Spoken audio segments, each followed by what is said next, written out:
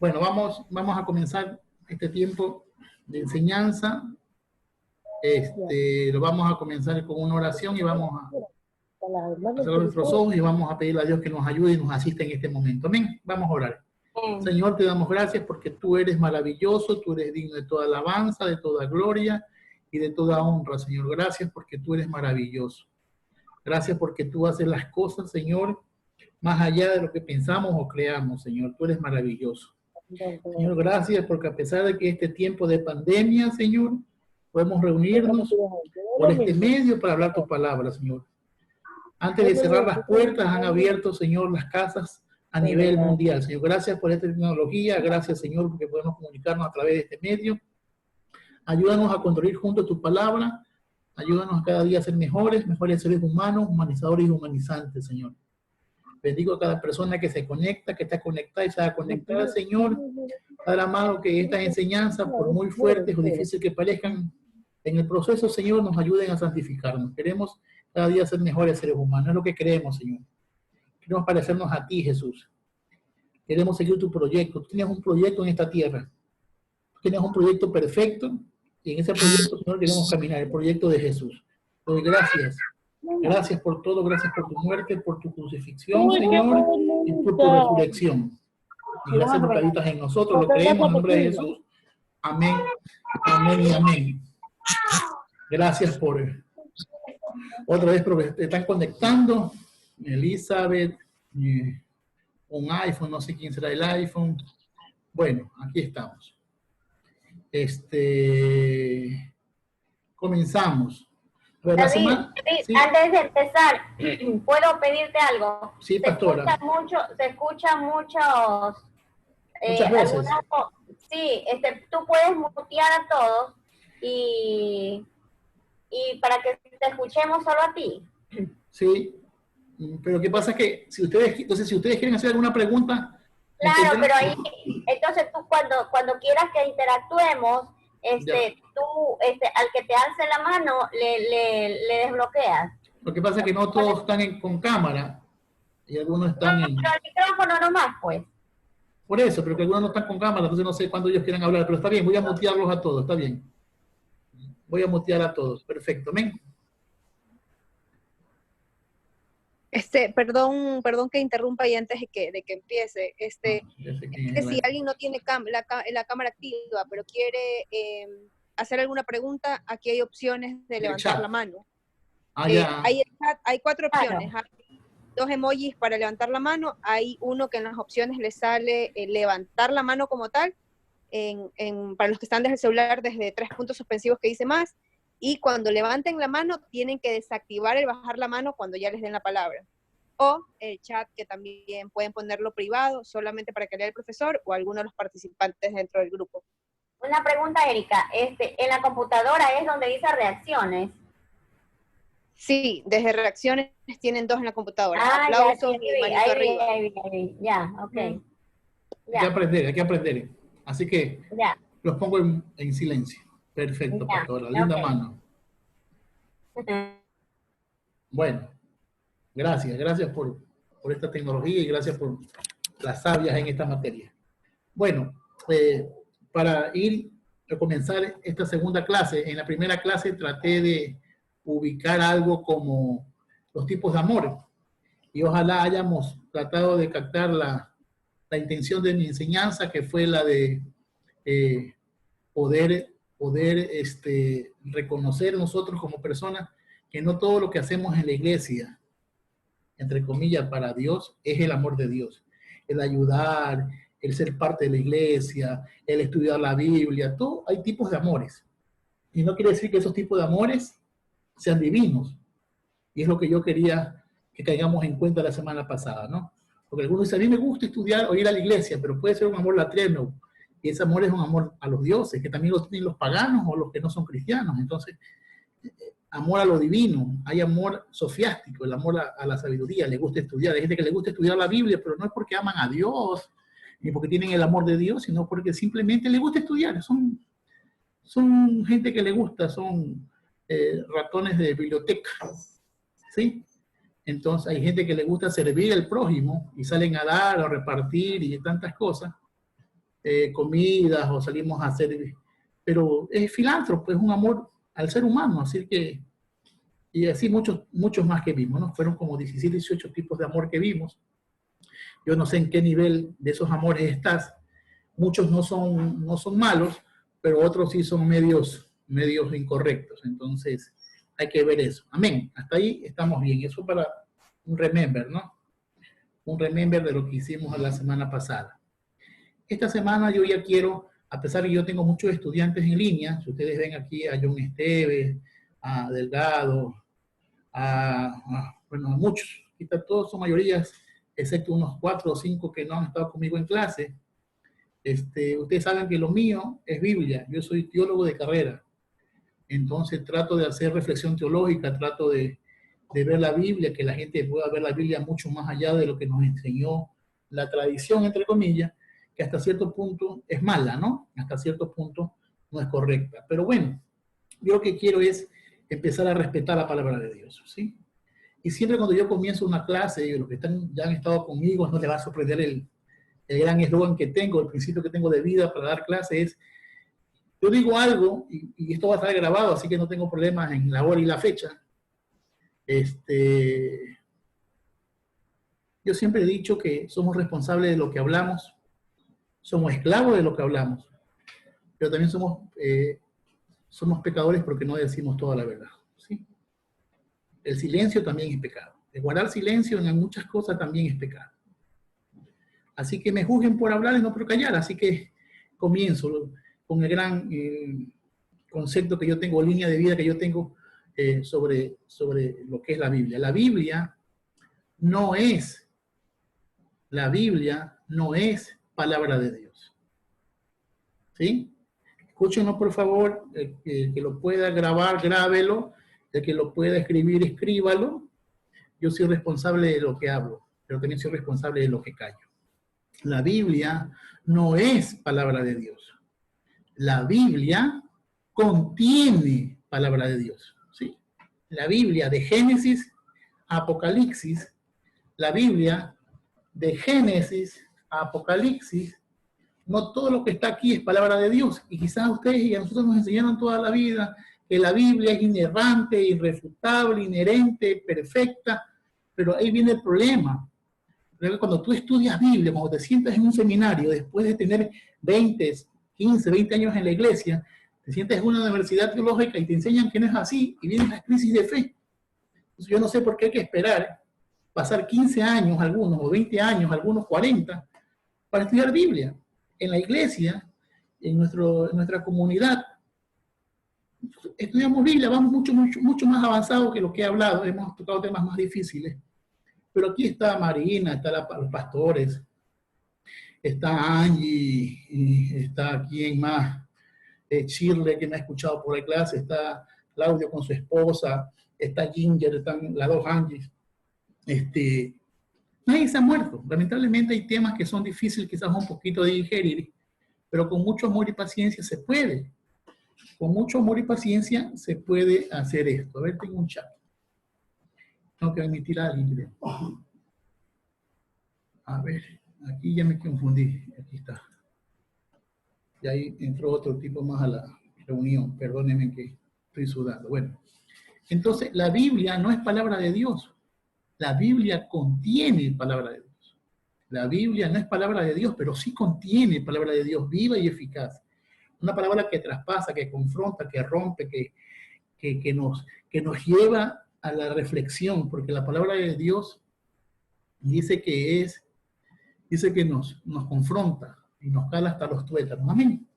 Así que no crean que yo al decir estos términos estoy negando la autoridad de la palabra. Yo critico, en buen sentido de la palabra, yo critico es la traducción, Biblia, reunión de libros pequeños, hebreo, arameo y griego. ¿Sí? Eso critico. Y para eso tenemos que tener diferentes métodos para hacer estudios donde nos llevan a una verdad mucho más linda, a un Dios mucho más puro, un Dios mucho más santo. Así que es eso. Yo no sé si voy a demutear. Voy a sacar no soy malo aún para esto. Aquí está. A ver. Ya están libres de mi silencio. Si alguien tiene una pregunta, más que todo para los nuevos, para mi amigo, para Carlos, para el ingeniero Carlos, alguna pregunta que quieran hacerme, por favor, confróntenme, porque para eso es esta clase. Las clases son para poder debatir, para poder aprender juntos, construir juntos. A ver, ¿alguna pregunta?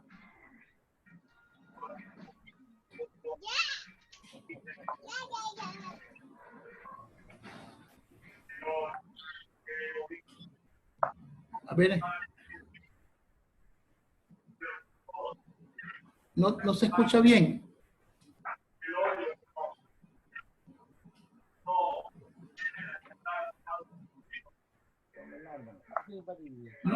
No te escucho.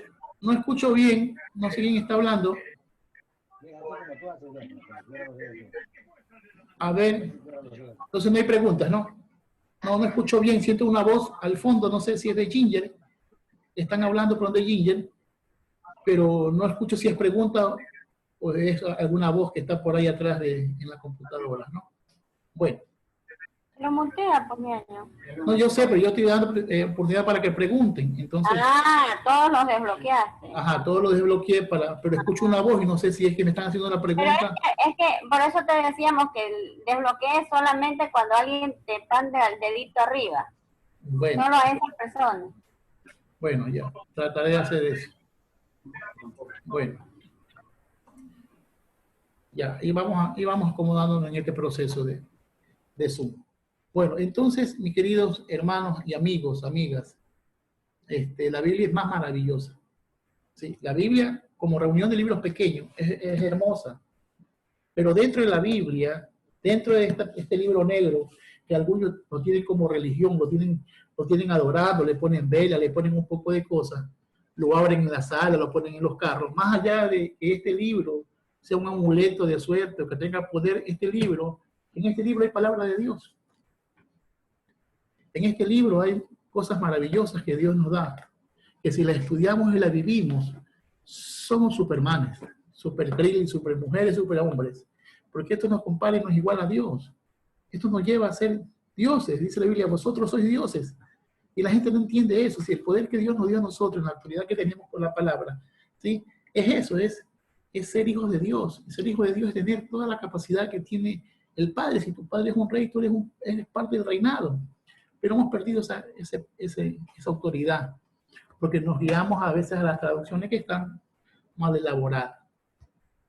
Entonces, el otro concepto que tengo yo de vida, que ya lo conocen mis alumnos, mis amigos, los hermanos de la iglesia, es que la Biblia no es santa. Este libro no es santo. Este libro no es santo. Este libro, ¿sí? No es santo. Santo o santa soy yo cuando la palabra que está en la Biblia entra a mi vida.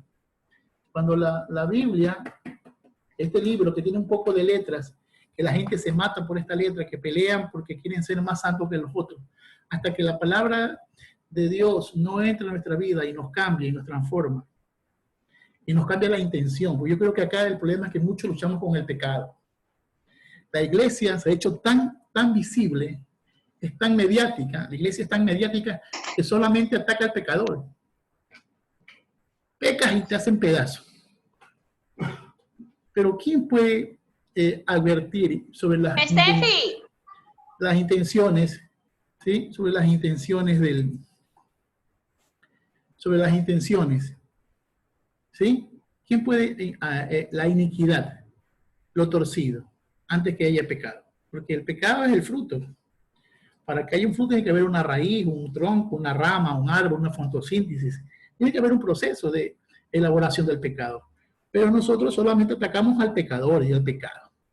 Pues no podemos, ¿qué? No podemos llegar antes que cometamos el pecado, que es la iniquidad, lo torcido. ¿Sí? Lo torcido, lo que ya hemos visto, lo torcido. ¿Sí? La palabra iniquidad es en hebreo la palabra agón, A-W-O-N, agón, que significa iniquidad. Iniquidad significa lo torcido. La iniquidad está al nivel de la fe. ¿Qué es la fe? La certeza de lo que se espera, la convicción de lo que no se ve. La iniquidad es eso. La iniquidad es lo mismo. La iniquidad es lo que no se ha visto, pero se está planeando. Es lo mismo. Entonces, nosotros ya cuando vemos el pecado y juzgamos el pecado. Por eso que dice, yo soy Dios celoso, dice Deuteronomio, que visito la iniquidad. No es el pecado. La iniquidad de los padres hacia los hijos. Es la iniquidad, el proceso que la palabra de Dios tiene que calar en nuestra vida. La palabra nos santifica y nos destruye. No es el pecado. Nos destruye la iniquidad. La salvación, ¿sí? Muchos dicen que Dios murió por nuestros pecados. Y ya se ha hecho como un eslogan, ¿no? Jesús murió por nuestros pecados. Sí. Pero en Isaías dice, mas Él herido fue por nuestras rebeliones, sufrió nuestros pecados. Sí, la culpa es la paz fue sobre Él, dice. Y una parte dice, murió por nuestras iniquidades, sufrió nuestros dolores. Iniquidades. ¿Sí? Al morir Jesús, ¿sí? Él se lleva nuestras iniquidades, no nuestros pecados. La iniquidad es el fruto, es la raíz, el ADN del pecado. La iniquidad es la intención. Porque yo puedo estar aquí con una buena cara de cristiano, pero estoy pensando en 1000 cosas malas. Y Dios lo que está viendo no solamente es mi palabra, está viendo mi intención. Antes que la palabra salga de mi boca, ya Él conoce cada intención. ¿Cuántas personas aquí, cuando hablamos con intenciones malas? Proverbio dice, 6 cosas aborrece Jehová y 7 abomina su alma. Los ojos altivos. Es una intención. Habla de eso, de la altivez. ¿Qué más dice? Los pies presurosos para el mal. Intenciones. ¿Qué más dice? El que respira iniquidad, el testigo falso.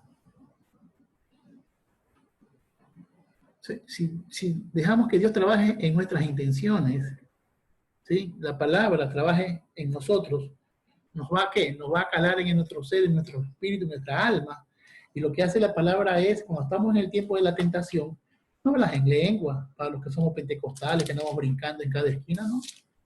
No estás hablando en lengua. Lo que viene a ti es la palabra. En mi corazón he guardado tus dichos para no pecar contra ti. Lo único que nos evita en el momento de la tentación, brincar al pecado, es que cuando vamos a pecar o estamos delante de nuestra tentación, nuestro pecado favorito, nos martilla, ¿qué es? Nos martilla la palabra. Y cuanta palabra hay en ti y en mí es lo que nos evita pecar. Sí, ahí está Dios redarguyendo con su palabra. O sea, Dios nos da su palabra. Entonces, y vuelvo a recalcar, yo separo entre la palabra y la Biblia. Yo estudio la Biblia, extraigo lo que es la palabra de Dios, que es para nuestras vidas. Así es que yo quiero, hasta aquí preguntas. Alguien que me levante la mano, alguien que quiera hacer una pregunta, por favor. ¿Quién levantó mano? Nadie. Estamos bien. Son todos tan, pero correctos, perfectos. Parecen que sí. Perfecto, sigo, amén. Estamos bien. Aquí está entrando Marius y Corozo. Ya, ahí estamos bien. Ahora, la Biblia, como un compendio, ¿sí? Es una reunión de libros pequeños, reunión de libros pequeños. La Biblia es una reunión de libros, es una palabra biblioteca, libros pequeños. Nuestra Biblia tiene 66 libros, 39 en el Antiguo, 27 en el Nuevo. La Iglesia Católica tiene 7 libros más en el Antiguo, o a veces 9, o a veces hasta 11, depende de la edición católica, o la versión católica. Así que, igual son libros pequeños. ¿Por qué no reconocemos esos libros nosotros? Porque esos libros supuestamente no están en el canon hebreo. ¿Sí? El canon hebreo es el canon de 39 libros. Más allá de los 39 libros, la iglesia evangélica actual no los acepta, aunque hasta el año 1500 la iglesia o el remanente que tenía Dios en su momento, sí aceptaron todos los libros deuterocanónicos, ¿sí? No son libros apócrifos, son libros deuterocanónicos. Apócrifo significa pues debajo y grafos escritos. Los libros de la Iglesia Católica que no aceptamos como Macabeos, Judith, Sabiduría, Eclesiástico, Sabiduría, Barut, Daniel de Esther de estos libros son deuterocanónicos, son segundos canon, ¿sí? Están después de nuestro canon o del canon hebreo, ¿sí? Entonces, nosotros en la Biblia aceptamos el canon del pueblo judío, pueblo hebreo, que son 39 libros. En nuestra Biblia hasta Zacarías, el pueblo judío lo tiene hasta Crónicas. El último libro de la Biblia hebrea es Crónica, el Tanaj hebreo es Crónica. En nuestra Biblia tenemos otras divisiones. Entonces, eso aceptamos nosotros. Entre Zacarías, que es el último libro de nuestra versión bíblica, nuestra edición bíblica, pasaron 400 años hasta Jesús. Esos 400 años se llaman intertestamentarios. Los libros intertestamentarios o el tiempo del intertestamento. Perdón, también se los conoce como el silencio. Dice que hubo un silencio neotestamentario, que Dios no había hablado en esos 400 años. Y yo sí creo que Dios siguió hablando. Lo que sucede es que en esos 400 años hubieron muchos desastres para el pueblo judío. Ya no hablamos de Israel como tal, sino son judíos, ¿sí? Porque después del exilio babilónico y medo-persa, ya lo que regresan netamente a Israel o a Jerusalén son las tribus de Judá, ¿sí? Entonces no sé si estoy avanzando muy rápido, para los nuevos los tengo confundidos, para la iglesia quizás no, para mis amigos que ya cierto se desconectaron, huyeron, pero una pregunta, a ver, no me he oído. Bueno, estamos. David, ver, una pregunta. A ver. Los libros que tú mencionaste, Judith, Sabiduría, Tobías, Macabeos 1, 2, son libros apócrifos, ¿no, verdad? No, deuterocanónicos. Perdón, deuterocanónicos. El libro en el canon judío israelita, el libro de Enoch, ¿cómo se lo considera? Apócrifo. También. El libro no. Una cosa son deuterocanónicos. Apócrifo. El libro de Enoch son libros apócrifos, son libros escondidos, que el pueblo judío sí los tiene como libros inspirados por Dios. El pueblo judío tiene muchos libros que no están solamente en la Tanaj hebrea, en la Torá, Nevi'im y Ketuvim, que es nuestro Antiguo Testamento. No, el pueblo judío tiene muchos más libros, ¿sí? Que también son respetados para hacer sus cultos, para hacer sus devocionales. Por ejemplo, el libro de Enoch el etíope es un libro apócrifo, que es un libro que aparece en el Intertestamento. Estos libros que fueron escritos en los 400 años entre Zacarías, Malaquías y Mateo, por llamarlo así en nuestro canon, son libros muy místicos. Ahora, esos libros o esas historias entraron a nuestra Biblia. Porque una de las cosas que a veces para los que no nos dedicamos mucho al estudio de la Biblia y leemos cualquier libro de la tradición de nuestras iglesias, sean cual sea nuestras iglesias aliancistas, bautistas, evangélicas, cuadrangulares, tenemos como un estilo de libros que nos guiamos bajo un formato de enseñanza, ¿sí? No nos dicen que la Tanaj o la Biblia hebrea, como todo el Antiguo Testamento nuestro, se fue construyendo aún en el silencio. Hay muchos libros que fueron terminados, se creen, entre los años 165 al 80. En el 80 es la invasión romana, aproximadamente. Entonces, hubieron libros judíos que no se cerraron en los 400, sino ya cercanos a Jesús. Por ejemplo, uno de los libros que se cierra muy tardíamente es el libro de Job. Por eso Job no entraba al canon bíblico judío. Job no entraba porque era un libro que se terminó en el tiempo de los Macabeos. ¿Sí? Un libro que también se añadió y se terminó de escribir es el libro de Daniel. Por eso que Daniel, si ustedes más tarde van al internet, o por ahí si alguien tiene, o yo puedo buscar por aquí, déjenme ver si puedo buscar por aquí, algo, el libro de Daniel el libro de Daniel, en la Tanakh hebrea, el libro de Daniel en la Tanakh hebrea no es profeta. El libro de Daniel no es profeta en la Tanakh hebrea. ¿Por qué?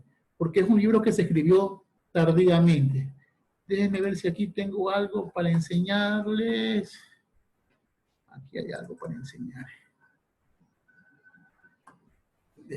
Déjenme un ratito, 2 segundos. Qué buena tu pregunta. Gracias, Carlitos. Entonces, pero si hay historias que entraron a la Biblia, ¿sí? De Enoch, por ejemplo, en el libro de Enoch tenemos, que se llama, en el libro de Enoch tenemos los guardianes del cielo, ¿no? Los guardianes que ustedes ven en Génesis, los ángeles caídos. Los ángeles caídos, o los Nefilim, los que se acostaron con los hijos de los hombres, dicen, ¿no? Los hijos de Dios tomaron para sí mujeres de hombres, hijos de hombres. Esos libros, esa historia, es pagana. Esa historia, Carlitos, está en el libro de Enoch. Si tú te lees el libro de Enoch, habla de los guardianes del cielo. Habla de los ángeles que cuidaban los secretos del universo. Entonces, como es Génesis, ¿sí? Es un libro que se va formando en el proceso histórico, en el fin de los tiempos, antes que se cierre el canon, también entraron muchas historias paganas. Y mire, y yo escucho hoy, yo he visto conferencias, discusiones por internet, he escuchado a hermanos peleando o hablando sobre los ángeles que tomaron para sí mujeres, y se acostaron, que tuvieron hijos, fueron gigantes, y que esos gigantes se comieron no sé qué cosa. Pero esa historia no es bíblica, es pagana, es intertestamentaria. Y aquí viene mi doble, aquí es donde yo vengo con el juego de la doble moral. Nosotros que somos religiosos, yo en el caso de que soy de la iglesia ala evangélica pentecostal, de los que no decimos que la Biblia católica es pecadora, que la Biblia de Judí, sabiduría eclesiástica y son del diablo. Entonces, si nosotros decimos que los libros o las ideas que salieron entre el Intertestamento son del diablo, son pecados, no es de Dios, ¿por qué nosotros asumimos como una verdad los libros, la historia de los ángeles caídos, de los ángeles que perdieron su dignidad, que habla Judas? Dice, de eso también escribió Enoch, dice Judas en su libro, séptimo de Adán. Ángeles que no guardaron su dignidad, sino que se fueron caídos. Sí, esa historia de los ángeles caídos es un libro pagano llamado el libro de Enoch el etíope. Esos son libros apócrifos, escondidos, historias que están escondidas, que también el pueblo judío las maneja, que para ellos eso son sus historias. Nosotros respetamos solamente el canon de 39 libros judíos, pero el judío tiene muchos más libros. Y a todos ellos los aceptan. Hay grupos que aceptan y grupos que no aceptan. Uno de los últimos libros que se escribió del pueblo judío, 200 años después de Cristo, es la Mishnah. La gran Mishnah judía. La Mishnah no es nada otra cosa más que las tradiciones orales. Todo lo que había en tradición oral, que no estaba escrito en la palabra, en la Tanakh, que se las transmitía de hijos de padres a hijos, y así sucesivamente. En el tiempo de los años del siglo II, en el año 200, perdón, un tal Marción empezó a dar herejías contra cosas que no eran correctas para los judíos, apostasías, y tuvieron miedo que se pierdan las enseñanzas y escribieron la tradición oral que era prohibida, la pusieron por escrito, se dio la Mishnah. ¿Sí? Por ejemplo, en la Mishnah, ¿qué se dice? Pero tú dices la Biblia, harás Pascua a Jehová, dice nuestra Biblia, ¿no? En Éxodo, en Deuteronomio, harás Pascua al Eterno. Perfecto. ¿Cómo la haces? ¿Cuáles son los rituales para la Pascua? En la Mishnah, en la tradición oral decían que había que levantarse, un día antes había que hacer el sacrificio del jamés. Entonces, todo lo que no se dice está escrito, en la tradición oral sí se comentaba y se enseñaba. Ahora ya está la Mishnah escrita. ¿Sí? Al final los Targunes, los Targumines, el Midrashim. ¿Sí? Hay muchos libros, Tefecta, Gemara, muchas cosas que nosotros desconocemos, que también tienen influencia en nuestra Biblia. Y si no sabemos qué cosa es cogemos todo como que todo fuera palabra de Dios. No sé si te respondí o fui muy loco o me di vueltas. Entonces, hay muchas historias que no son bíblicas de la Tanakh, sino que entraron al final de las cosas y fueron ingresadas. Por ejemplo, te digo, Jod, es un libro terminado en el tiempo de los Macabeos. Daniel, ¿sí? Que no pude encontrar aquí en Daniel. David. Sí. ¿Podríamos darnos unas pautas de aquellas historias que aparecen en los libros a ver, se me fue en estos libros que no son considerados, algunas historias aparte de la que acabas de afirmar de los ángeles, que está hecho eso dado? ¿Qué otro tipo de historias más aparecen dentro de unas dos por lo menos adicional a esa? Bueno, una tradición que son intertestamentarias. Ya te respondo, Paulita, escúchame por favor. Una de las cosas que también están en los libros deuterocanónicos, apócrifos, perdón, judíos, es sobre, ustedes lo pueden buscar en internet, búsquense en el libro en PDF sobre la vida latina y griega de Adán y Eva, o la vida latina o griega de Adán y Eva, la vida de Adán y Eva. La vida de Adán y Eva es un libro apócrifo donde cuentan cuando Adán y Eva cayeron en pecado, y sucede que acuérdense que en ese tiempo de los intertestamentos estaba mucho la cultura griega, las culturas paganas de las penitencias, de los amuletos. Por eso ahí sale, en el tiempo del intertestamento, ustedes ven en Macabeo, también el rezo por los muertos. Ahí nace el purgatorio. Entonces, en estos conceptos de vida del intertestamento, Adán se pone a hacer penitencia con Eva. Una se mete en el río Éfrates y la otra se mete en el río Tigris para poder hacer penitencia, para que Dios los perdone y vuelvan otra vez al huerto. Se metieron hasta aquí, al cuello, dice. En esa agua helada, estaban muriéndose de frío. De repente dice que uno va de Eva y le dice un ángel de luz, le dice: Eva, hija mía, Dios, nuestro Padre está perdonado. Sale, vamos a ver a Adán. Y Eva se le sale contenta porque va a ir a entrar al huerto. Y Adán estaba en el agua metido hasta aquí pidiendo plegarias para Dios, dice, para nuestro Padre Boreolam, Yael, que le dicen, ahí está tu nombre de la iglesia, Yael. Le dicen el gran Yael a Dios en esos libros intertestamentarios, que es Yahweh es Dios, Yael. Entonces Adán se da cuenta y le dice: oh mujer, qué insensata eres, otra vez fuiste engañado por el enemigo. Y ese ángel de luz se transforma en el diablo. Y la mujer otra vez tonta cayó en pecado. Y por eso que siempre la mujer, en todas las historias judías, la ponen como que es la más propensa a pecar. Adán muere, se enferma, y Adán lleva con Sen, va donde Dios, donde está el ángel con la espada dando vuelta. Y está cuidando la puerta del Edén. Y le dice: dile a nuestro padre que su hijo Adán está muriendo, que nos regalen un árbol de la vida, un fruto del árbol de la vida para que mi señor coma, mi señor Adán coma. Entonces Dios le dice: no te puedo dar el fruto de la vida, porque supuestamente en el concepto judío el fruto de la vida te da 1000 años de vida. Llámense como se llame la fruta que daba 1000. Entonces Adán vivió 980 años, creo, ¿no? 920 años, 40, no me acuerdo ahorita. Ustedes que saben Biblia, yo no sé Biblia. Entonces, supuestamente le estaba pidiendo que le den el fruto de la vida. Entonces le dijo que no. Entonces Eva le dice: entonces por favor regálanos las hojas del árbol de la vida para poder ungir y sobar para que se sane. Entonces dijo que tampoco, que vayan y que lo unjan con aceite de oliva, lo unjan porque va a morir. Y murió. A los 8 días muere Eva. A los 8 días Sen lleva a la mamá, la envuelven y también murió Eva.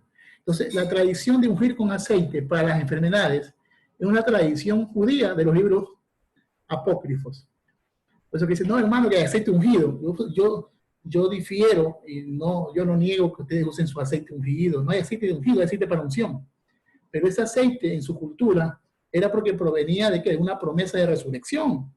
Por eso que a Jesús también lo iban a ungir al tercer día, cuando después que se levantó entre los muertos, ya no lo encontraron, lo iban a ungir para vida eterna, porque esa era la promesa de la vida eterna. Entonces, el ungir con aceite es una mentalidad apócrifa. Sí. Otro, a ver, que me cogiste en frío. Otra historia intertestamentaria.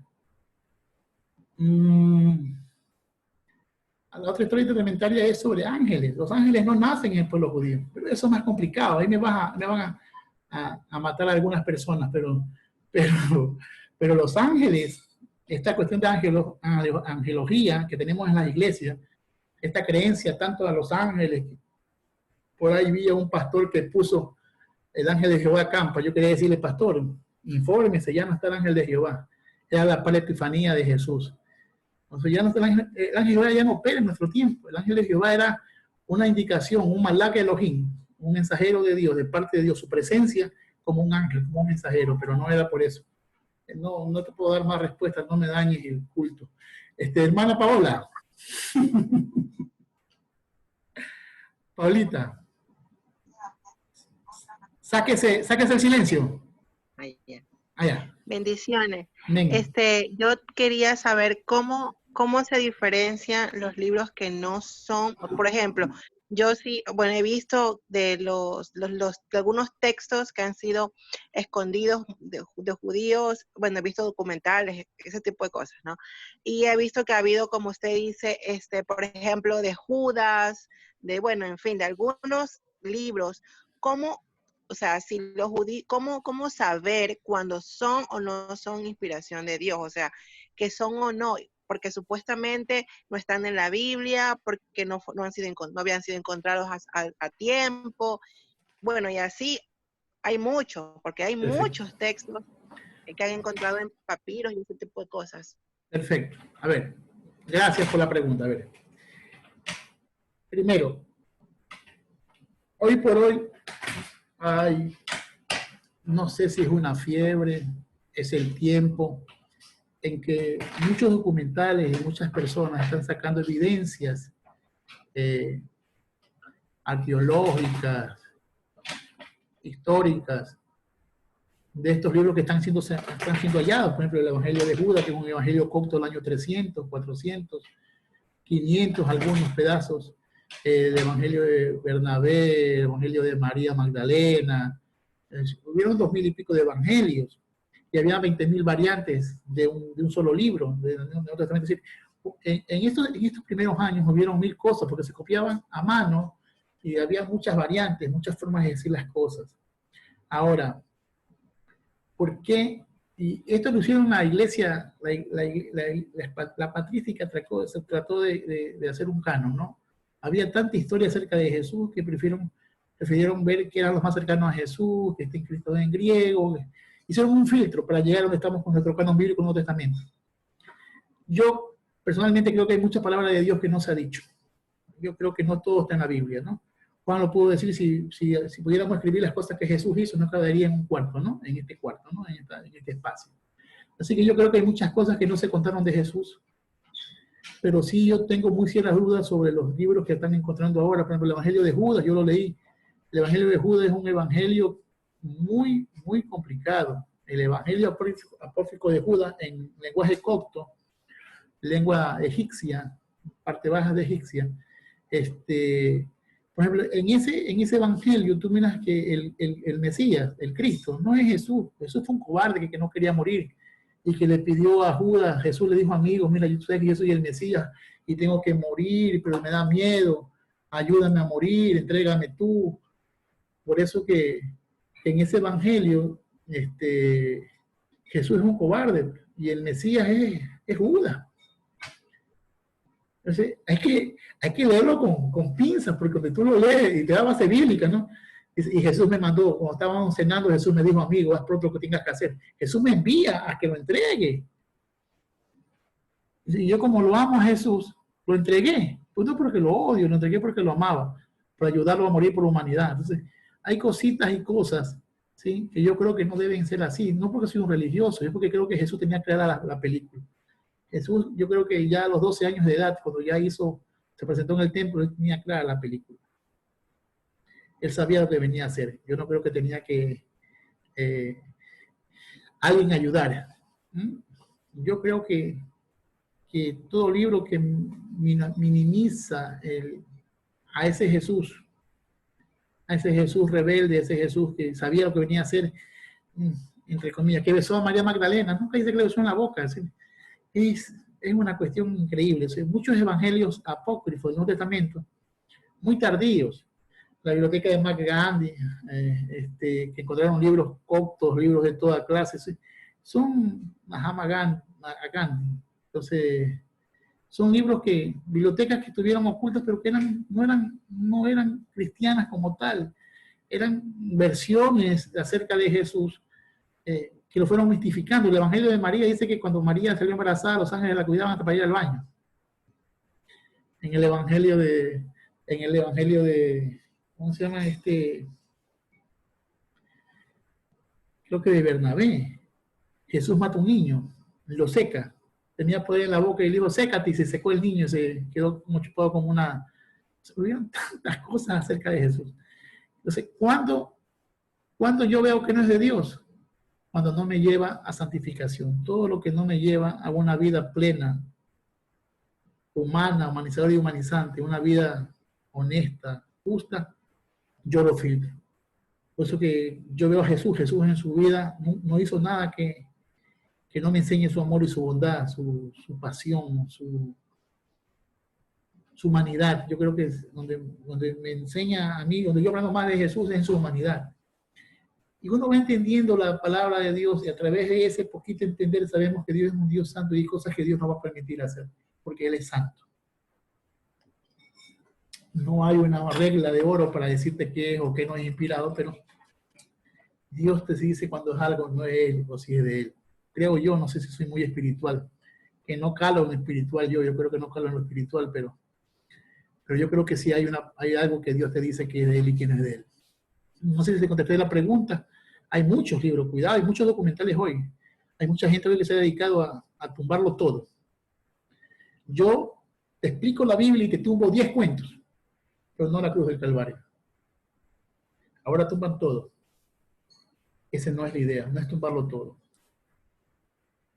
¿Sí? ¿Alguna otra pregunta? Pastor. A ver. Sí, Claudio. pastor. Sí, era con respecto al tema anterior, antes que usted avanzara con el tema de los libros. El pueblo de Israel, ¿en qué tiempo fue que pasó a ser ya el pueblo judío? Usted lo dijo. A ver, mira, aquí hay una confusión mucho, yo creo que muchos se confunden cuando hablamos, o a veces yo también caigo en el error por hablar muy rápido. A ver, los que fueron a Egipto, entre comillas, ¿sí? No son israelitas, son los descendientes de Jacob o las tribus de Jacob, punto. Porque no hay ninguna nación. Cuando entran a Egipto, ellos entran y quedan como esclavos después de la muerte de Joseph. ¿Sí? Entran y quedan como esclavos. No eran los únicos esclavos. Señores, Egipto no forma sus pirámides con 600 personas. Muchos más. Entonces, habían esclavos de todas partes del mundo. Y aquí, Paulita, mis hermanas nuevas, si les voy a decir algo, quizás tómenlo de buena manera. El éxodo que está en la Biblia es uno de los tantos éxodos. Si no hubo un éxodo, hubieron muchos éxodos. Hubieron muchas huidas de esclavos de Egipto hacia los desiertos. Pero la Biblia recupera o recopila uno y lo hace más grande y completo. Y ahí ponen a Moisés. Los que salen con Moisés no solo salen descendientes de Jacob, no salen solamente de la tribu de Jacob, también salen esclavos de todas partes. Y aquí viene una de las confusiones mucho más grandes que yo he visto. Cuando ustedes ven que entran a Canaán, ya después del desierto y todas las cosas más, entran a Canaán los descendientes o los semitas, pero no todos son descendientes de Jacob. Hay de todas las tribus y naciones, hay de todo grupo de tribus, y cada uno de esos personajes tienen sus dioses personales. Por eso que hoy en las excavaciones, hoy en las arqueologías bíblicas que se hacen, arqueología bíblica, en los aparatos que se hacen ahora, en las mediciones de tierra, en los estratos arqueológicos, encuentran que en el tiempo de David encuentran una Shera, que en el tiempo de Salomón encuentran a un Baal, que en Jerusalén encuentran un templo pagano al dios, etc. Entonces, ¿qué dicen los arqueólogos? Ellos dicen que Israel no era Israel, o que la nación no existía, sino que todo era un pueblo pagano. Y ahí donde yo choco con los geólogos o con los arqueólogos historiadores, es que no generalicen. Si hay algo que encuentran en una casa, todas las casas de Jerusalén encuentran dioses o terafines o dioses falsos, es porque no todo el que vivía en Jerusalén era descendiente de las tribus de Dios, pues vivieron de todas las tribus. Sí, mira que cuando David, ya te estoy explicando tu pregunta, Franco, discúlpame que sea tan extenso. Cuando David llega al trono, tiene que ir a luchar ¿con quién? Contra los jebuseos. ¿Quién eran los jebuseos? Era una tribu que vivía dentro del territorio, que era Jerusalén, y que no eran del pueblo de Dios, entre comillas, no eran descendientes de Jacob. Entonces, Saúl, en su reinado, tuvo en el centro capital tribus que no eran descendientes de Jacob. En ese momento, que ya entran a la confabulación de las tribus, con Saúl, David, ya empiezan con Josué las tribus, ahora aparecen las tribus, ahí entra la palabra Israel. Israel son las 12 tribus, descendientes de Jacob, Israel son las 12 tribus. Se dividen las 12 tribus. Israel al norte, Judá al sur. Israel se lo llevan los asirios, desapareció hasta el día de hoy. ¿Quiénes se quedan? Judá, que se llaman judíos. Se van al exilio babilónico y se encuentran en Babilonia tanto los judíos como los asirios que estaban revueltos y Judá. Regresan de los medo-persas. ¿Qué sucede? ¿Quién regresa? Regresan los israelitas mezclados con los judíos del sur. Nehemías desbarata los matrimonios, se enconcha, se hace la gran religión judía y ahora Israel, se llama Israel, pero son judíos.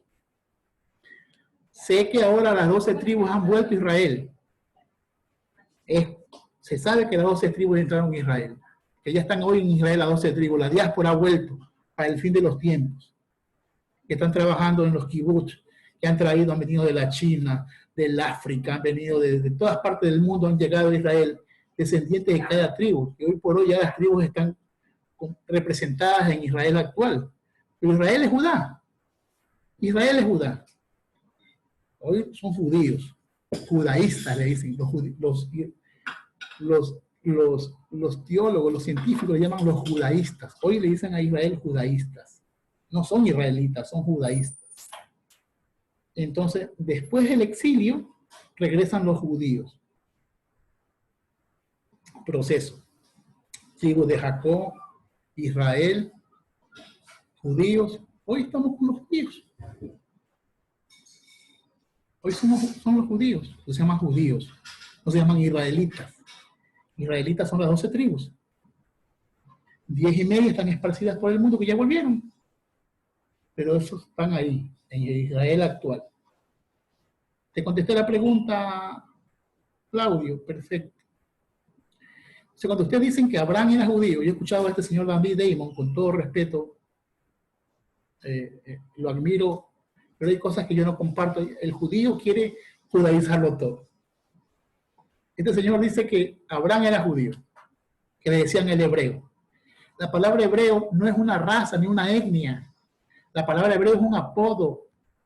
Viene de Apirú, los del otro lado de los ríos. Es decir, había pasado Abraham la media luna fértil de Mesopotamia. Los Ivrí, los Apirú, los Abirú. Entonces la palabra Ivrí o hebreo es un apodo, no es una etnia, pues no tenemos raza. El ser humano no tiene raza. La antropología cultural se manejaba como razas. No, somos etnia. Etnia negra, etnia montubia, etnias y etnias. Amén. ¿Podría decirse que ese mismo apodo podría dársele a las personas que estaban cautivas en Egipto? Hebreos. Claro, Claro, pero no eran hebreos como te lo imaginas ahora, que todos son israelitas, 12 tribus, porque no estaban formados todavía. Acuérdate que las 12 tribus nacen a partir de quién, a ver. ¿Quién da las 12 tribus? Jacob. Y los descendientes de Jacob, ¿sí? No se forman tribus hasta que salen del desierto. Si creemos en las historias bíblicas, Josué es el que va dividiendo las tribus y las va posicionando en la nueva tierra que están conquistando. Amén. Si estoy mal, corríjame, por favor, para que mi alma no caiga en condenación. ¿Estamos? Preguntas. Paulita, Yana, ¿quién está por aquí? Mariuxi, no sé quién más. Nina, Rivera, están en stand-by. ¿Estamos bien por ahí? Porque yo quiero que ustedes vayan viendo el proceso. Lo que yo trato no es destruir. Cuidado, nos equivocamos. No es lo mismo destruir que deconstruir. Yo en 23, 24 años que tengo dando clases, he tratado de deconstruir, ¿sí? Y la deconstrucción no es destrucción, pues la deconstrucción te lleva a poner algo mejor de lo que tenías antes. Entonces, la Biblia no es palabra de Dios, no totalmente. Hay muchas cosas aquí. En la Biblia tenemos nosotros leyes, narraciones, poemas, litigios, ideologías, mitología, fábulas. En la Biblia es un libro que tiene muchas cosas que la gente piensa que todo cayó del cielo y que todo, de la A hasta la Z, es de Dios.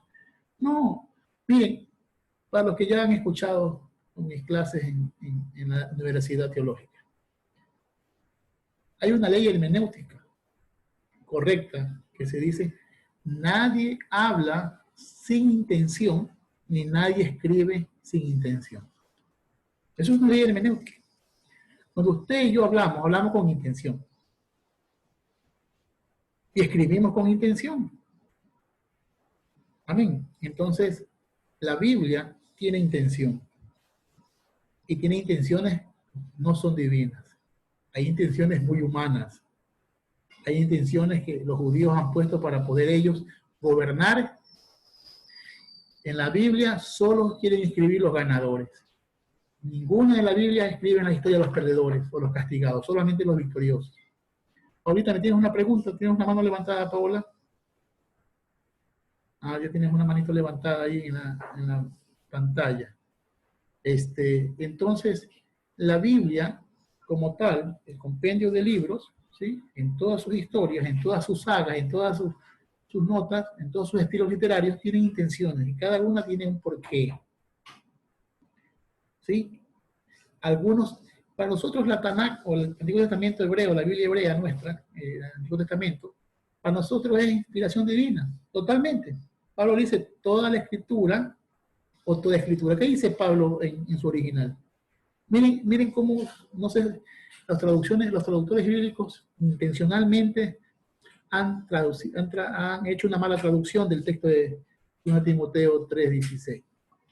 Porque dice el texto en nuestras Biblias: toda la escritura es inspirada por Dios, útil para enseñar, para instruir en justicia. Así dice la Biblia en 2 Timoteo 3:16. Toda la escritura. El artículo la hace objetivo, que habla de la palabra de Dios de la Biblia. La palabra la te lleva a un libro, la. No dice los. Toda la es singular. Entonces habla que hay una sola palabra de Dios. Y en el griego dice toda escritura. No está la palabra la, no está el artículo la en griego. No dice la. Dice pasagrafé. Toda escritura inspirada por Dios es útil para enseñar, para redarguir y para instruir en justicia. Miren, no dice toda la, sino que toda escritura inspirada por Dios tiene esas características. Así que si Luis Delgado o Carlos Calderón escriben algo que ayuda a enseñar, a instruir, a redarguir y a corregir injusticia, eso es palabra de Dios. Es lo que dice el texto en Timoteo. Si Dios te da un sentir de escribir algo que santifica a su pueblo, eso, que no es Biblia, es palabra de Dios. Porque así dice el original, no me interesa que diga el español. Ese es el pecado de las traducciones. Dice que la palabra de Dios es viva y eficaz. Si es viva es porque se puede mover.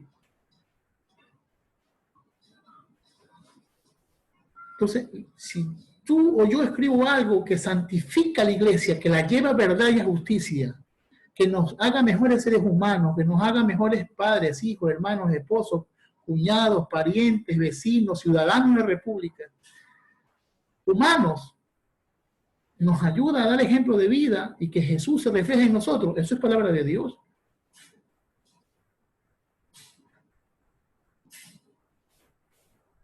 Porque cuando escribieron la Biblia, nuestros escritores bíblicos, nuestros agiógrafos, escritores santos, sagrados, no sabían que estaban escribiendo Biblia. En ningún momento Pablo escribió Biblia. Pablo escribió cartas a sus amigos y a sus parientes, a los grupos étnicos que tenían ellos en sus iglesias, en sus misiones. Después la canonizaron. Pero, sí, Biblia como tal no escribieron ellos. Después le hicieron Biblia. Amén. ¿Estamos claros en eso? Amén. Gracias, porque ya se están durmiendo. No sé qué. Ay. Déjenme ver un ratito. Es que teníamos muteado. Estamos que te decimos amén. Ah, ya, perdón. Es que ya me dijeron que muteo, yo soy un muteo, esto está complicado. No, está bien, está bien. Está bien, estamos está bien. atentos todos. Estamos atentos todos. Gracias. Faltó la musiquita que te puse a saber, pastor. Sí, falta el fondo de los platos chinos. Entonces, lo que yo les quiero decir es que la Biblia es mucho más hermosa de lo que se nos ha contado. La palabra de Dios que está en la Biblia es mucho más hermosa. No, pasa que hay que quitarle el ropaje mitológico a Dios. A Dios se le ha contado muchas cosas. El hombre le ha puesto muchos antropomorfismos a Dios. Antropomorfismo son cualidades humanas. Antropo, humano, morfismo, forma. Muchas formas humanas a un Dios invisible. Hemos hecho a Dios muy humano. Un Dios que se enoja cada rato, un Dios que se arrepiente, un Dios que se entristece, un Dios... ¿Aló? Un Dios que castiga. Un Dios castigador, un Dios que en medio haces algo y ¡ah! Como tu mano. No, Dios es amor. Ahora, Dios también corrige, pero corrige para santificación. Los juicios de Dios son para vida eterna. Ningún juicio de Dios para sus hijos son para muerte. Ningún juego de Dios consume a sus hijos. El fuego de Dios santifica a sus hijos. El fuego de Dios para sus hijos no los consume, los santifica. Por eso dice, mejor es caer en la mano de Dios vivo que en la mano de los hombres, porque si Dios me juzga, seré vivificado. Pero si el hombre me coge y me destruye. David no era ningún tonto. Los David son muy inteligentes. Señor, me mano tú, porque donde me cogen los chuecos me dan palo. Más chuecos que yo me entran a palos, más fuego que a mí. Entonces, David entendió, mejor es caer en la mano del Dios vivo, dice. Porque Él tendrá misericordia. Dios no te va a dar hasta que te destruya. Dios sabe hasta dónde Amén. Tu capacidad humana aguanta. Yo en este tiempo que estoy en coronavirus tengo una palabra de Dios. Yo no soy de esos profetas que andan hablando, ¿no? Quisiera tener esos dones proféticos, de chamanismo que hablan. Y yo, gloria a Dios por los que tienen esos dones. Yo no digo que no son dones de Dios. Pero... se me fue el internet. ¿Qué pasó? ¿Estamos bien? No, sí estamos. Amén. Amén, gracias. Entonces, ya tengo como 2 días, aunque ustedes no lo crean, 2 días pensando en la historia de cuando estaban encerrados los judíos por el pueblo de Israel por los amalecitas. Dice que se comían el popó de las palomas, se comían la cabeza del burro. Estaban como en cuarentena, ya mismo se acaba la comida, ya mismo se cae la economía, esto se está poniendo feo, ¿ah? Aún podemos por ahí comer nuestro pollito que salimos a comprar al comi, aún tenemos placitas abiertas, aún hay dinero por ahí guardado, los revuelos que hacías, aún tienes revuelito debajo de la almohada, pero llegará un momento que se te va a acabar la economía, no hay economía, no estamos saliendo a trabajar, no estamos haciendo ingresos, para los que vivimos del diario no tenemos ingresos. Entonces vamos a estar como el pueblo de Israel, sediados, no podíamos entrar ni salir, nos quieren, pero dice que Dios mandó al profeta y le dice, mañana a esta hora, yo creo que va a ser así, yo no creo que esto Dios tiene que tener bondad de nosotros. Y en un momento Dios va a cambiar las cosas, de la noche a la mañana vamos a cambiar todo. Si no es un proceso de años, yo creo que Dios nos va a transformar. Como hoy estamos encerrados, mañana vamos a estar libres automáticamente sin ningún problema. Yo creo que Dios es el Dios del milagro. No lo predico por las redes, pero yo creo que así como Israel estaba decepcionado porque estaban encerrados, no tenían consuelo ni tenían esperanza, Dios mandó una palabra y dijo, mañana a esta hora habrá abundancia. Así que yo espero que alguien por ahí salga con esa palabra y diga, mañana a esta hora ya no habrá coronavirus. ¿Sí? Yo sé que Dios es Dios poderoso, hay que cuidarse hasta que no venga esa palabra. Hay que cuidarse, que no hay que salir, pero yo creo que Dios tiene que hacer un milagro con nosotros porque estamos cada día más. Y Dios nos ama y nos cuida y no va a dejar que nada nos alcance. Amén. Pero tengo esa sensación en mi corazón, mira que yo no soy tan espiritual, los que me conocen sé que no soy tan espiritual, pero Dios me está dando vuelta esa palabra que dice, mañana a esta hora habrá abundancia. Yo creo que Dios va a hacer algo maravilloso. Dios quiera que este sentimiento que tenga sea de parte de Él y que realmente pase algo así. Mañana a esta hora habrá abundancia. Y la gente que no creyó, el hombre que no creyó fue muerto. Amén. Amén.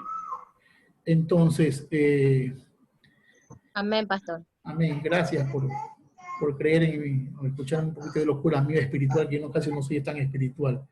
Pero creo que Dios va a hacer un milagro. En la Biblia también tenemos estilos como los anacronismos. En la Biblia tenemos anacronismos. En la Biblia tenemos historias que fueron contadas en su época, pero con cosas nuestras. Es como que yo cuente la historia del Éxodo, diciendo que cuando Israel iba cruzando el Mar Rojo y venían atrás los israelitas en los caballos, Aarón sacó una metralleta y le dio balas. Egipcios. Los egipcios, así es. Perdón, los egipcios. Entonces, ¿qué quiere decir? Que yo a la historia del pasado le meto elementos que están fuera de su tiempo. ¿Sí? Elementos fuera de su tiempo. Esos son anacronismos. ¿Sí? Son historias donde yo le meto algo que no corresponde a su tiempo histórico. Por ejemplo, una de las cosas que me encanta cuando yo hablo sobre el Moisés, el Éxodo como tal, en el Éxodo como tal hay un anacronismo, porque dice en Éxodo, hubo un rey que no conoció, ¿a quién? A José, dice. Así vamos a ver, veamos en Éxodo. Éxodo dice, en Éxodo, en el Éxodo 1.8, para tocar rapidito que lo encontré rápido, dice, entonces se levantó en Egipto otro rey que no conocía a José. Éxodo 1.8. Y a nosotros nos parece bien leer eso, porque suena coherente. Pero lo que no vemos es que realmente en el versículo 11 es la historia correcta. ¿Quiénes gobernaban en el tiempo de José? Entonces le impusieron capataces trabajos forzados para que lo abrumaran con sus cargas. Así edificaron para Faraón. ¿Sí te das cuenta? No es lo mismo un faraón que un rey. Un rey es posterior a los faraones. Entonces, cuando se contó la historia, estaban viviendo en el tiempo cuando los reyes gobernaban las ciudades. El Éxodo se escribe en el tiempo de Salomón. El Éxodo se escribe, no se crea, se escribe. La memoria, la tradición, se pone por escrito, se empieza a poner por escrito el Éxodo y empiezan a hacer lo que se llaman los pasquines. El Éxodo es uno de los primeros libros escritos de la Biblia. Cuando el pueblo quería denunciar algo, empezaron a escribir denuncias. El Éxodo se comienza como una denuncia contra un rey que estaba oprimiendo al pueblo. Y para tirarle la punta, se recuerdan, hacen memorial de un faraón que oprimió al pueblo. Entonces, nos oprimieron allá. Y dice, hubo un rey que no conoció a José. Ese rey es Salomón, el malvado Salomón, el perverso Salomón. El que usted tiene como el hombre de Dios, que usted tiene como el niño sabio, el niño bonito. No, Salomón fue un perverso con P mayúscula. Con P de paz, de paz. Con P grande. De papá. Sí, de papá. Tremendo pastor. Entonces, Salomón fue perverso. Salomón oprimió al pueblo. Salomón se apartó de Dios. Salomón hizo cosas aberrantes. Por eso cuando escribe el libro de Eclesiastés, que se llama Coelec, Eclesiastés es una mala traducción, el libro se llama Coelec, el predicador. Después que se tira todas las canas al aire, escribe vanidad de vanidades. Todo es vanidad. Claro, después que te chupas todo el whisky del mundo, te cuentas con todos los hombres y mujeres, y te tiras todos los polvos encima y te haces, todo es basura, que es como que digan a mí, pastor, la droga es basura, el alcohol es basura. Se dio cuenta después porque era vanidad. Ajá, pero después uno se dio cuenta antes que se jale todo ese poco de cosas. Es decir, ahí es, entonces, Salomón llega ya viejo, se vuelve a Dios y escribe Coelec. Sí, escribe Coelec, vanidad de vanidades, todo es vacuidad de vacuidad, basura, todo es basura. Pero después que se ha vacilado toda la basura. Entonces en la Biblia, ese rey era Salomón, que estaba dañando al pueblo, que estaba haciendo que el pueblo le haga hacer sus castillos y sus hilos. Salomón le puso impuesto al pueblo, Salomón dividió el imperio en 2 estados, no aceptó las divisiones de las tribus que hizo Josué al principio de la conquista. Es decir, Salomón adoró a dioses falsos, puso templos de Ashera, lugares altos, se corrompió con la cultura egipcia. Entonces, Salomón hizo cosas tremendas. Que cuando ya muere Salomón, el pueblo grita aleluya, se murió este mal, se murió este tipo, por fin se murió. Gloria a Dios, se murió. Se murió el desgraciado. Se murió ese tipo, así de sin gracia. Porque es duro, los hombres de Dios también nos cerramos. Cuando nos cerramos y no escuchamos, nos corrompemos. Hay muchos hombres de Dios que no escuchan a su pueblo y se corrompen. Una de las cosas que usted va a ver que David, a pesar que fue el hombre más homicida, porque para mí David fue un sicario, Sinaloa le queda corto. ¿Sí? El cartel de Sinaloa, el cartel de todo esto, esta gente le queda corto. David fue perverso. Si la gente quiere a veces como mitificar a estos seres divinos, humanos, los hace místicos, ¿no? Los hace leyenda. Pero David fue alguien que subió al Carmelo, al monte Carmelo, y ese hombre no le dio agua. Y porque no le dio agua, ¿qué hizo David? Bajó, ya está bien, gracias. Y bajando, estando abajo, dice, ¿y este man no nos dio agua? Vamos y matémoslo. Increíble, pues. Pérez, pues eso no lo hace. Ninguno de los que está aquí es capaz de ir y subir y preocuparse por matar a alguien. Dice que venía bajando la mujer y la aceptó, tú no te mueras, tú por mí. Y fue y mató al de Carmelo. Gente sin 2 dedos de frente de misericordia. David era duro. Pero ¿por qué David vivió la gracia?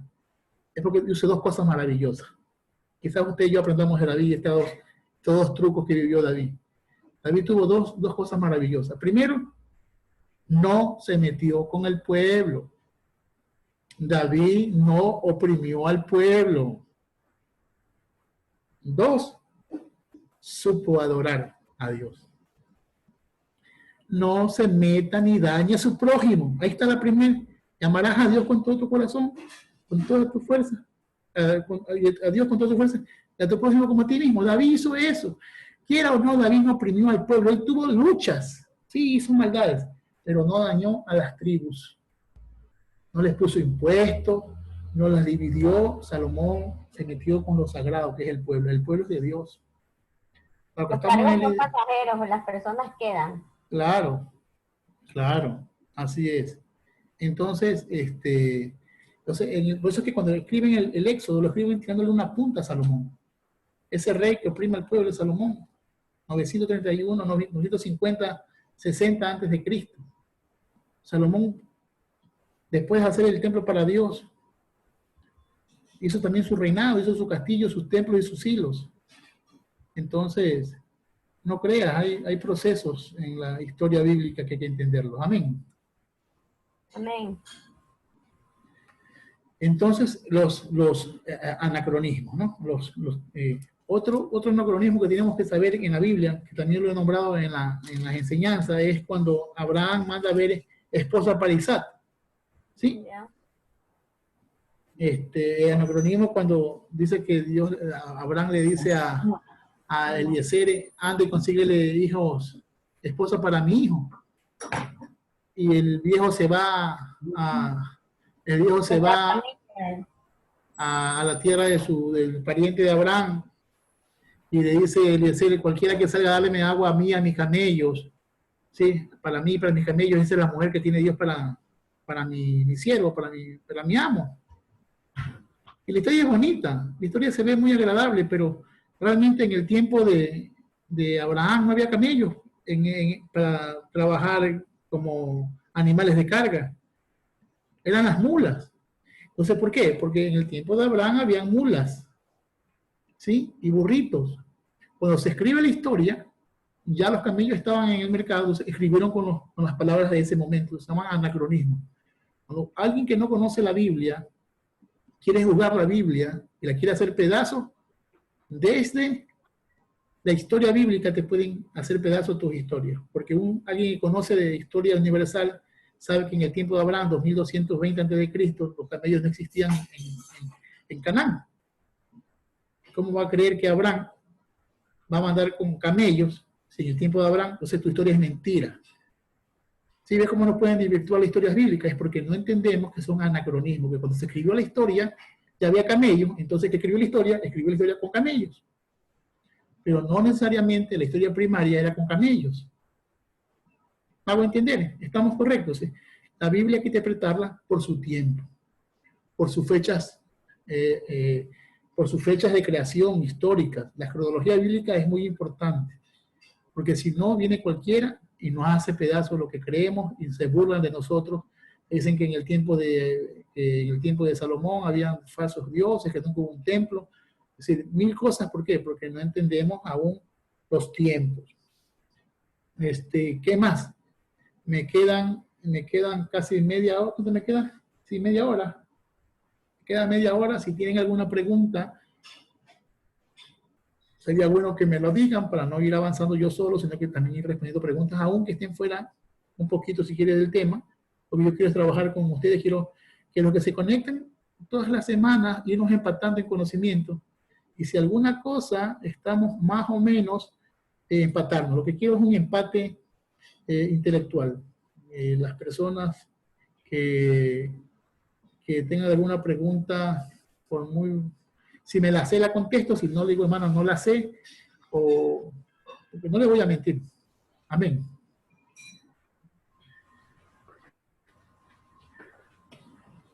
Ya, Paulita. Saca el remote, eso.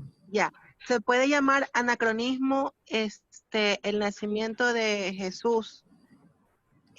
Unos dicen 24 de diciembre y dicen los científicos y esto que es imposible que haya nacido en esa época porque dice ahí en la Biblia que estaban pastoreando y todo lo demás, y aparentemente en esa época es full invierno, full nieve. Podría ser llamado como anacronismo, o sea, para que esa fecha definitivamente no sea cuando nació Jesús. Pregunto, bueno, no sé. Ya, está bien. A ver, la historia del niño de Jesús, las historias internas, los relatos internos, no están fuera de tiempo. Lo que se llama, lo que tú quiero que entiendas es que ese tiempo o esa forma de ver las cosas se llama sincretismo. Lo que hubo en el nacimiento de Jesús es el sincretismo de la Iglesia Católica. ¿Qué es sincretismo? La palabra sincretismo supuestamente es la unión de las religiones paganas, sincretistas. Algo que no es, se une con otro y hacen se amalgama para que no discuta nadie. ¿Sí, no? Eso es un sincretismo. Por ejemplo, mira, nuestro creador, nuestro Señor Jesús, nace el 15 de Tishri en el calendario judío. El 15 de Tishri, el día de Sukkot, los Sukkot, o la Sukkot, el día de los tabernáculos. ¿Sí? Esa es la fecha exacta en el calendario judío que nace el Mesías. ¿Sí? ¿Cuál, el 15 de Tishri. Tishri es un mes que cae entre septiembre, varía por la luna, ¿no? Entre octubre y septiembre y octubre. Por ahí está cayendo café. Si alguien puede en internet, Luis, si tú me ayudas por ahí, el mes de Tishri, para no salirme de usted cuando buenas noches. Ajá. Usted cuando nos enseñó sobre el nacimiento de Jesús, sacamos cuenta, usted sacó cuenta, Ajá. y en el calendario normal sale que 14 de octubre del 2019, pero eso lo hizo en el 2019. Ya, por eso. Pero ¿sí? Ahora ya, perfecto. Ya, perfecto. Entonces, septiembre, octubre es ese mes. Entre septiembre y octubre, perfecto. Gracias. Sí. Entonces, cuando la iglesia católica, la iglesia, el pueblo romano, con Constantino, que era un perseguidor de la iglesia, Constantino adoraba al Sol Invictus. Por gusto en esta pregunta, Paola, pero te lo voy a responder. San Jerónimo, Constantino adoraba al Dios Sol, al Cristo. La palabra Cristo es una palabra pagana, es una palabra Christos es por eso que dibujaban con un sol, un aura, ¿sí? El crisol. Adoran a los santos, la Iglesia Católica es el aura del sol. La palabra Cristo es una palabra que no es bíblica realmente, es una palabra inmersa por la tradición católica, por llamarlo de una manera, es sincretismo. Entonces, el Sol Invictus nace el 24 de diciembre, el nacimiento del sol, el solsticio de invierno. El día más largo del año solar es el 24 de diciembre, donde nace el dios Sol, Amón-Ra, Atún-Ra, Tamuz, el Cristos, el Crisol. ¿Sí? Entonces, ese día que nacían, cuando el cristianismo, ¿sí? Aceptaron a Cristo a Jesús como el Señor de sus vidas, a la religión, como no podían celebrar con las fechas paganas, sino que la gente ya adoraba al nacimiento del sol el 24 de diciembre, ¿qué hacen? Trasladan la fecha que está entre septiembre y octubre para que celebren, los paganos celebren el nacimiento de su nuevo Dios, lo entremezclan con el Dios Sol, por eso que ponen en la fecha de el Dios Sol como nacimiento de Jesús. Por eso que la fecha es en Navidad, y no sé si tú como parte de la iglesia sabrás que nosotros tenemos ya casi unos 3, 4 años que estamos trabajando en no hacer Navidad en la iglesia. Y que la celebra está bien, pero es una fiesta pagana. Entonces, yo digo ¿por qué tenemos una doble moral? No celebramos Halloween y Carnaval porque son fiestas paganas, pero celebramos el Día del Amor y la Amistad y Navidad, que también son fiestas paganas. Entonces, yo digo que hay que ser un poquito, vivir con lo que se dice. Congruentes. Congruentes, perfecto, gracias por la... Entonces, por eso, ahora no juzgamos a los que celebran Navidad y tengan sus árboles, eso no es problema. El problema es que vayamos entendiendo que hay un proceso de santificación, nada más. Ahí por mí puedes ir en chora a la iglesia, no tengo ningún pecado en ver. Entonces el sincretismo, eso no es anacronismo, el sincretismo. Ahora la palabra sincretismo tiene un buen origen, porque la palabra sincretismo nace con una isla llamada Creta. Los cretenses, todos en la isla, fueron saliendo poco a poco a todas las naciones del mundo. Los cretenses se fueron a la China, a Ecuador, a Colombia, a Estados Unidos, al África, a la India. Cuando atacaban Creta, todos hacían sincretismo. Volvían a Creta. Pero cuando venían a Creta, el ecuatoriano era evangélico, el colombiano era católico, el hindú era hinduista, el de la India, el otro era budista. Cuando venían y entraban a Creta para defender su nación, nadie peleaba por religión, sino que vivían a defender su nación. Entonces, vivían en paz con todas las religiones Entonces, hicieron un sincretismo. Sincretismo es vivir en paz y amalgamar todas las reuniones religiosas, vivir como te toque la flauta, el violín. Entonces, la Iglesia Católica hizo sincretismo. Por eso, cuando ustedes van a Quito, ustedes se encuentran algo en Quito. En Quito, en cada casa y cada cuadra hay un parque y una iglesia. En cada barrio hay una iglesia. Y una panadería. Y una panadería. Así, ¿por qué? Porque en los lugares que ellos pusieron las iglesias eran los altares personales del barrio. En cada barrio indio tenía un altar para sus dioses. Como los indios no querían ir a la iglesia católica, le pusieron una iglesia encima donde adoraban ellos a sus dioses. Así sí iban y hacían las dos cosas a la vez. Eso es un sincretismo. Entonces, la historia del nacimiento de Jesús, ¿sí?, que es apócrifa, porque también es un problema apócrifo muy raro, es un sincretismo. Cambiaron las fechas por sincretismo, por adoración a sus dioses, a sus deidades solares. Paganas. Pero no es un anacronismo, más de todo es un sincretismo. ¿Qué más? Bien la pregunta, gracias, Polita, pero eso es bueno. No es anacronismo, es sincretismo.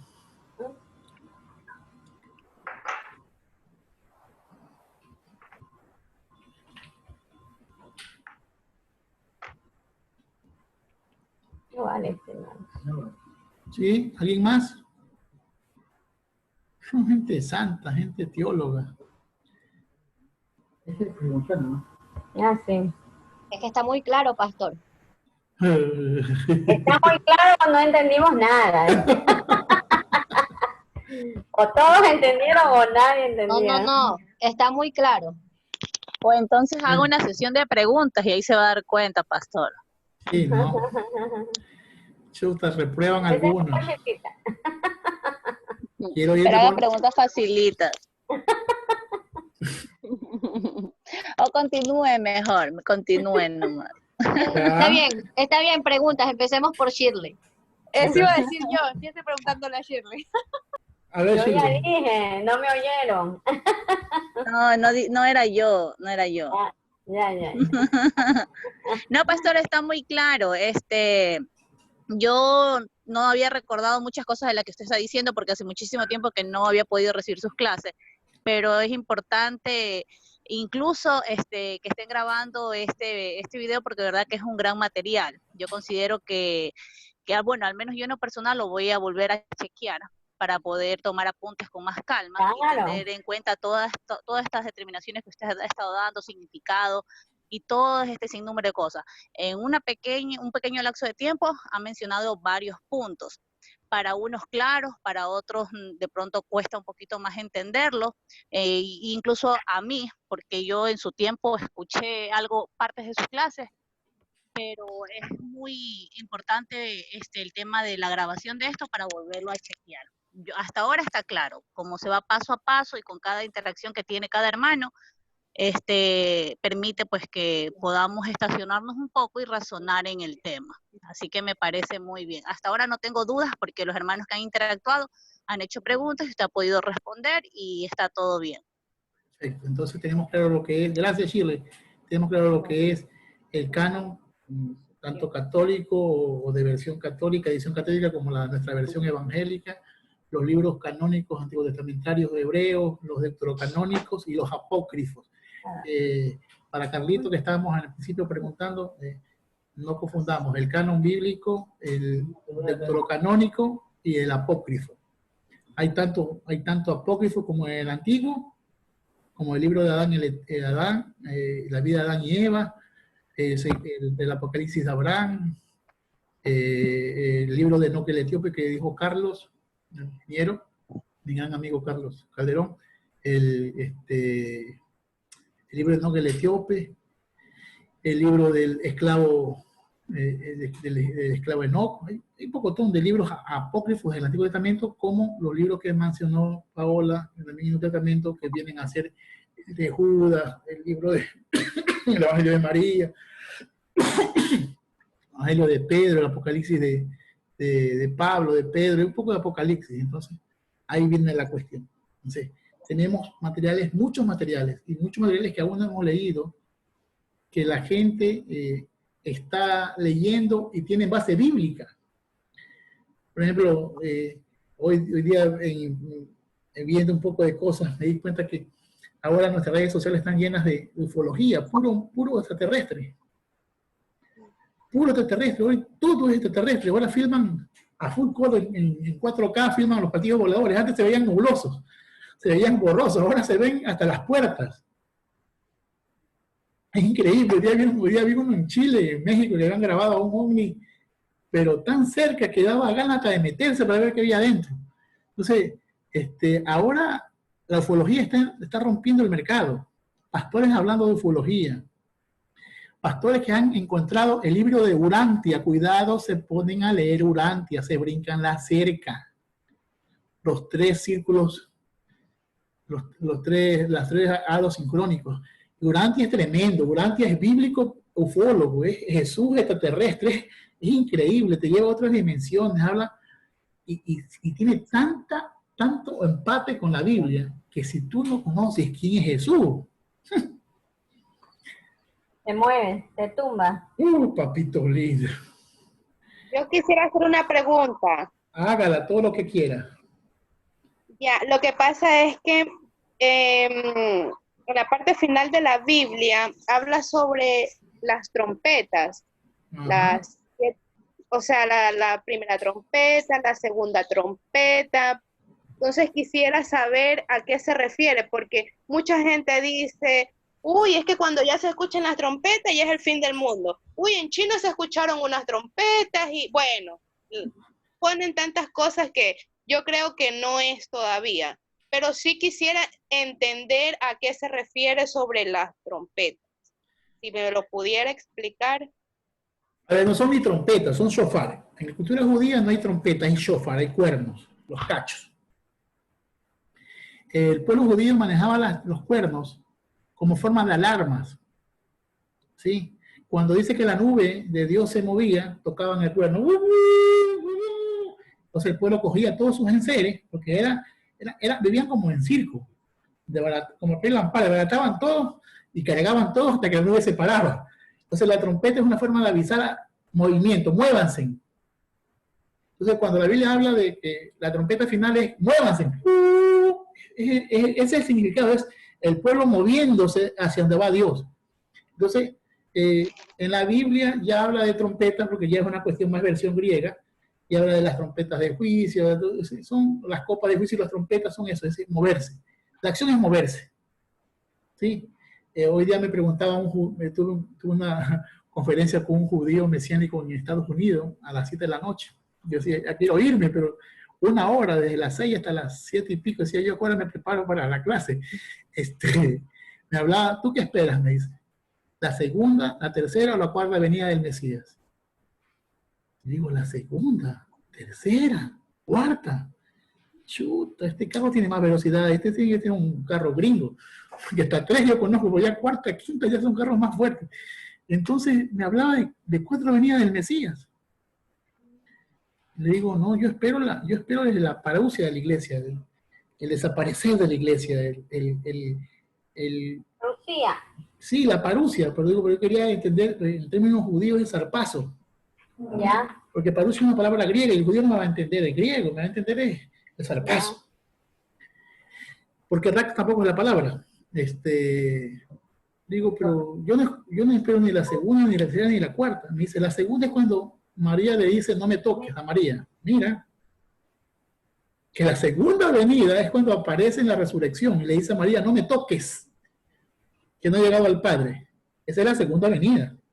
La tercera venida, entonces la presenta a Tomás y le dice, tócame, yo soy. Y la tercera, y la cuarta venida es cuando aparezca en el Monte de los Olivos. El Natsal. Ajá, entonces digo, pero yo espero es el zarpazo, como ladrón en la noche. Dos estarán, uno será tomado, otro será dejado. Esa es mi esperanza, esa es mi fe, esa es mi creencia. ¿Sí? ¿Y él qué decía? ¿Y él qué cree? No, él dice que él espera es la cuarta venida del Mesías. Porque él dice que como es parte de Israel tendrá que pasar la tribulación. Y la gran tribulación. Bueno, pues no la segunda. Ñaño, en la teología es como cuando tú haces una ensalada, tú le pones lo que quieras. Ajá. Y cada uno quiere tener la verdad. Pero yo te digo lo que dice la palabra. Si cuentan venida como apariciones, entonces imagínate. Le faltó la aparición a la gente en camino de Maús. Le faltó algunas venidas más. No creo que sean venidas. Yo creo que la venida es... ¿Ah?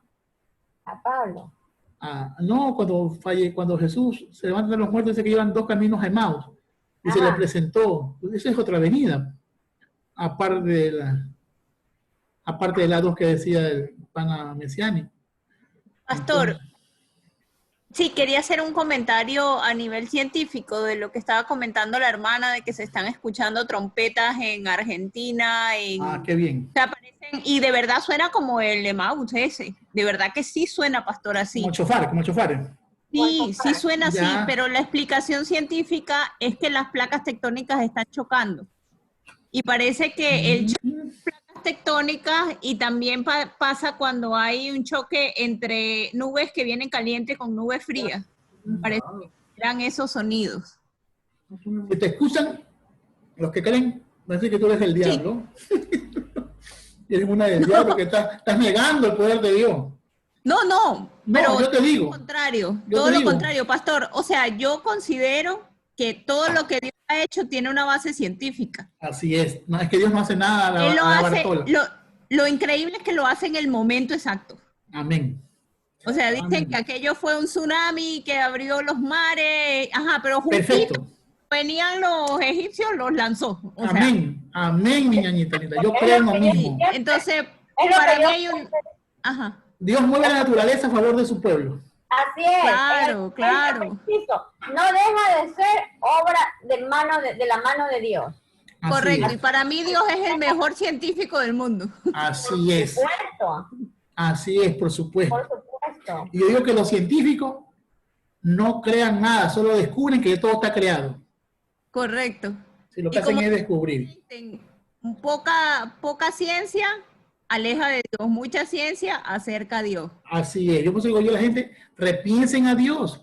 Repensar en Dios o repensar, filtrar a Dios por toda la ciencia no te aleja de Él, te acerca a Dios. Correcto. Porque Pastor, le quiero Diga. una preguntita de justamente el tema que se trató hoy. Porque yo hace muchos años atrás me leí los apócrifos. Y bueno, lo que más...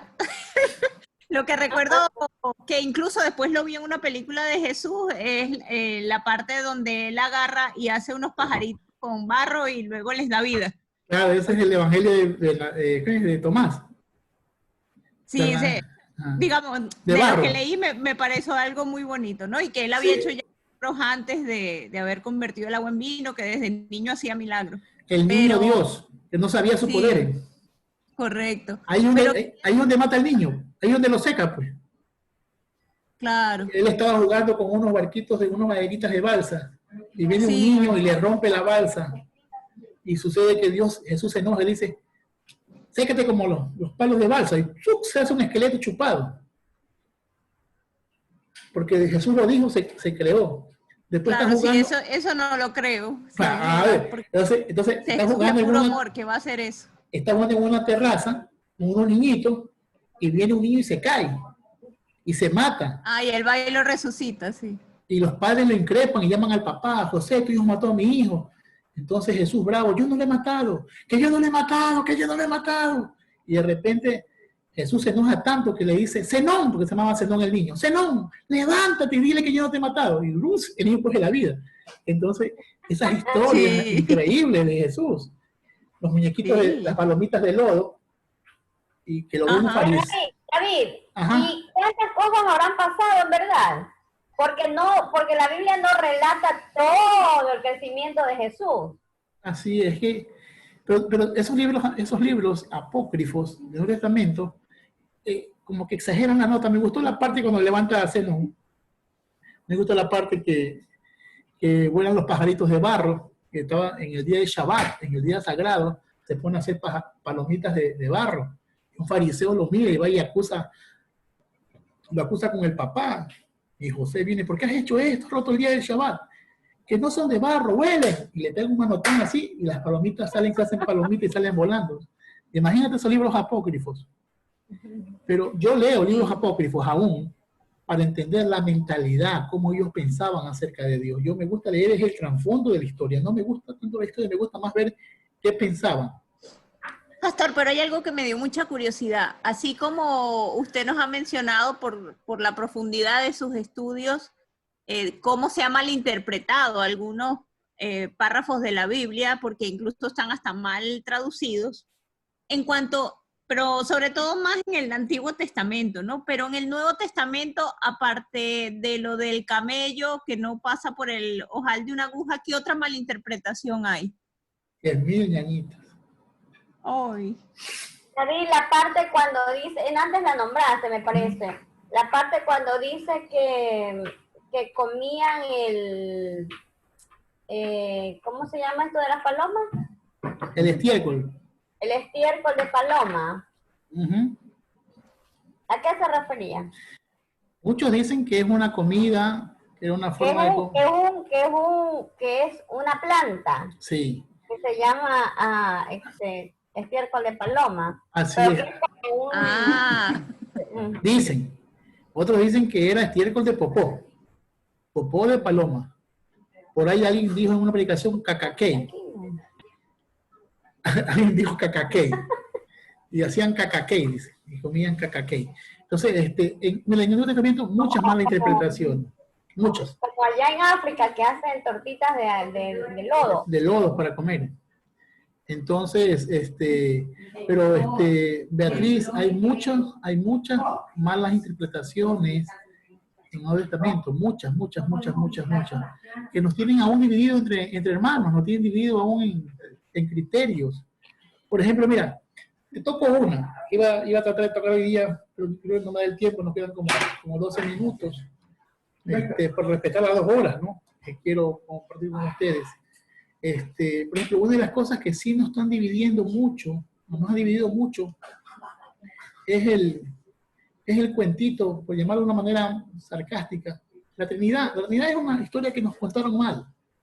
La Trinidad, hay mucha gente que está peleando mucho. Yo ahora que me he movido por muchas iglesias de diferentes denominaciones, la Trinidad malentendida está dañando el cuerpo de Cristo. Yo creo que una verdad dicha media es mentira. La Trinidad es una cuestión que hemos sacado nosotros, adoptado de la Iglesia Católica. ¿Sí? Dios Padre, Dios Hijo, Dios Espíritu Santo, un solo Dios. Pero tienen 3 tronos. Entonces ahí está, es una locura cuando los adoradores, los músicos, estos manipuladores de ambiente, que son los músicos, los cantores bíblicos, con respeto que se merecen los manipuladores que están aquí en... Claudio, John Esteve, el cantante, el flaco George, Rubén, todos esos manipuladores que andan por ahí que se meten en la alabanza. Luis Delgado, otro manipulador mayor, pastor manipulador, que manipulan el ambiente. Sí, entonces estos manipuladores de ambiente, dice, adoremos al Padre, adoremos al Hijo. No hay 3 tronos, hay un solo trono, el que está sentado en el trono. Dios es un solo Dios, que se ha revelado, se ha manifestado, se ha dejado ver, se ha hecho ver en 3 estados diferentes, en 3 formas diferentes. No quiere decir que hay 3 dioses, que tienen 3 tronos, y que la Trinidad son 3 dioses que piensan como uno solo, que es como el huevo, la gallina, cáscara, yema y clara, que es como el triángulo, que es como el hielo, sólido, líquido y gaseoso. Sí, hemos hablado tantas cosas acerca de Dios. ¿Sí? Acuérdense que hay un versículo que está en Deuteronomio 6:4. Ishma Israel, Yahweh de Eloheinu, Yahweh de Had. ¿Sí, no? Oye Israel, el Señor nuestro Dios, el Señor uno es. Uno es. ¿Sí? Entonces, y empieza el debate, que en Génesis dice hagamos al hombre, que en el bautismo salen la palomita, se escucha la voz. Hay muchas cosas que se nos enseñaron y están puestas en la Biblia para formar la Trinidad. Yo soy trinitario. Yo nací y creo que hay un Dios que es Padre, Hijo y Espíritu Santo, pero un solo Dios, no hay tres dioses.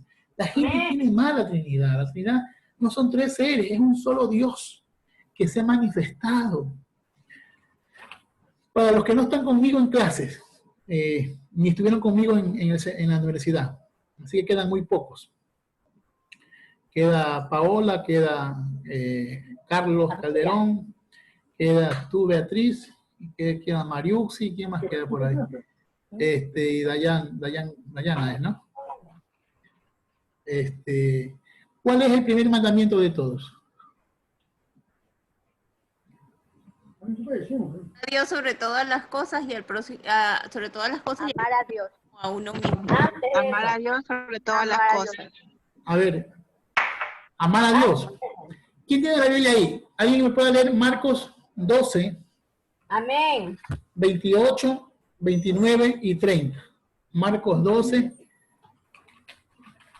28, 29 y 30. Léalo por favor a alguien para que vea cuál es el primer mandamiento de todos. Marcos 12. 12. ¿Dónde queda Marcos? Antes de Apocalipsis. Ya. A ver, acercándose uno de los escribas que los había oído disputar y sabía que les había respondido bien, le preguntó, ¿cuál es el primer mandamiento de todos? Jesús le respondió, el primer mandamiento de todos es, oye Israel, el Señor nuestro Dios, el Señor uno es. Y amarás al Señor tu Dios con todo tu corazón y con toda tu alma y con toda tu mente y con todas tus fuerzas. Ese es el principal mandamiento. Entonces, mis queridos hermanos, tú no puedes amar a Dios si no sabes que hay un solo Dios. Un Dios que se ha manifestado por amor a la humanidad. O el hombre ha percibido a ese Dios en tres tiempos diferentes. Dios Padre, a Israel, Dios Hijo, con su pueblo en tierra, y Dios Espíritu Santo es el mismo Dios en espíritu que mora en nosotros. Amén. Porque Carlos Calderón, el ingeniero, es ingeniero. En mi empresa era el terror todo el mundo lo veía cuando trabajaba en reciclaje. Era el vikingo. Pero en el trabajo era el ingeniero. Quizás no se podía mostrar como amigo, ni como padre, ni como hermano, ni como hijo, ni como cristiano. Él era el ingeniero y hacía su papel de ingeniero. Era regio. Te cogía y te ponía los memos rapidito. Porque era su papel. Papel de alguacil, papel de diablo, de Satanás, acusador. Mentira. Gracias. No me defiendas mucho. Sí. Es que le pagaban para eso, para hacer, para poder dirigir a un poco de gente malcriada. En el reciclaje es tremendo, entonces tenía que manejar los recursos de la empresa para el bien de la empresa. Nunca se mostró como padre, porque no teníamos ni un hijo ahí. Pero yo sé que la hija lo ve con otro rostro. Los amigos, ahora que soy su amigo, lo veo con otro rostro. Y ahora sí podemos jugarnos y hacernos bromas, cosas que no podíamos quizás hacer de frente en la empresa. Así mismo con Luis, así mismo con los pastores, con Irma, con todos los que hemos podido ser, en su principio me vieron como maestros, somos amigos. Y como amigos podemos decirnos cosas más íntimas, hacernos bromas. Entonces nos hemos mostrado con diferentes rostros. Mis hijos no me van a ver a mí como su tío, yo soy su papá. Mi mamá nunca me vio a mí como su padre o como su pastor, me vio como su hijo. Cuando quería me rompía la cabeza. Entonces, cada uno tiene un rostro que mostrar. Así Dios se mostró al hombre como Padre, como Hijo, como Espíritu Santo, es por las etapas de revelación. Así que no hay tres dioses. Entonces, esas son las cosas que vemos en la Biblia y que ponemos y discutimos mucho entre la Trinidad, la unicidad. Pero hay un solo Dios. Hay cosas que tenemos que ir nosotros pasando los procesos. Desaprendiendo. Hay un solo Dios. Shema Israel, Yahweh de Eloheinu, Yahweh de Had. Es increíble. No podemos amar a Dios si no sabemos que hay un solo Dios. No hay 3 tronos. Dice, al que está sentado en el trono. Dice Santiago, ¿crees que hay un solo Dios? Bien haces, dice. Los demonios también creen y tiemblan. Antes de mí ni después de mí ha habido Dios. Entonces, hay un solo Dios que se ha manifestado. Sí. Una cosa es Trinidad, otra cosa es triaterismo. El triaterismo, o teísmo, triteísmo, es tener 3 dioses. Y eso es politeísmo, como dijo la pastora Irma. El politeísmo es la adoración a muchos dioses. Y la iglesia evangélica, aunque usted no lo crea y con el perdón que se merecen los que me están escuchando y los que vayan a escuchar a futuro, es que somos paganos. Tenemos muchos dioses. Hay un solo Dios que amar y respetar. Pero no podemos amar a Dios. Escúchenme, por favor. Y creo que con esto yo termino. No podemos amar a Dios si primero no amamos a nuestro prójimo. Escúcheme. No puede decir que usted ama a Dios si no primero ama a su prójimo. Porque no puedes amar a Dios que no ves si no amas primero al que tú ves. Primero amémonos entre nosotros, respetémonos, pidámonos perdón, reconciliémonos, volvamos y hagamos ejercicio de amor con las personas difíciles que no se puedan amar. ¿Okay? Como dije la semana pasada, hay gente que no se deja amar.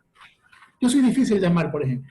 Mister, antes que se acabe, siempre nos han dicho que primero hay que aprender a amar a Dios para saber amar a las personas. Y ahora se me está diciendo que hay que aprender a amar a las personas para poder amar a Dios. ¡Wow! Es que esto es lo que pasa. El judío ya sabía que había que amar a Dios. Amén. La ley de amar a Dios primero, en su cultura judía era para ellos. Porque tenían que entender en muchos dioses. Yo reconozco que hay un solo Dios. Pero mi práctica de amor, ¿cómo yo puedo decir? Estamos como los fariseos entonces. Decía Jesús a los fariseos y fariseos hipócritas. Diezman de la canela y el enelvo y no hacen misericordia. ¿Por qué? Porque ellos amaban a Dios, llevaban el diezmo al templo, pero su padre se moría de hambre, su prójimo se moría de hambre. Sí, entonces no hay, primero no se puede, en mi concepto, primero es el humano para entender lo divino, primero es lo animal para entender lo espiritual, primero lo conocido para entender lo desconocido. Porque, ¿cómo tú dices que amas a Dios si no tienes misericordia y bondad con tu prójimo? Amén. Pastor, yo lo veo de una forma muy sencilla. Yo veo a Dios en cada persona. Yo sé que Él es una creación, esa persona es creación de mi Dios, y en Él, en esa persona, por mala que pueda ser, hay un pedacito de Él. Si no hay nadie malo totalmente. Eso igual que a veces la gente me dice, ay, pero ¿por qué ayudas a esa persona? Y ella no te va a devolver el favor. Yo no quiero que me devuelva el favor. Yo creo que, o sea, justamente lo que uno debe hacer es hacer el bien y amar, o sea, y yo lo estoy haciendo por esa parte de Dios que está en ese ser humano. Amén. Entonces, no quiero que me devuelva nada, yo simplemente quiero hacer la ayuda que yo estoy haciendo, yo se la estoy haciendo a mi creador, en su criatura. Mira, eso, por ejemplo, eso es un... Porque ¿qué mérito tiene, si me lo puede devolver, qué mérito tiene que yo le ayude? Correcto. Así dijo Jesús. Dice, ¿qué justicia hay si amas igual que los fariseos que aman solamente a los que lo aman? Miren, hay cristianos que solo amamos a los que nos conviene amar. Pero a los que no nos conviene, o nos caen mal, o nos caen gordos, como decimos, no amamos. Ah, sí. Rubén, ámame. Ah, sí. ¿Qué pasó? Entonces, tienen que amar más allá. Rubén, ámame. ¿Más allá de qué? Más allá de cualquier otra cosa.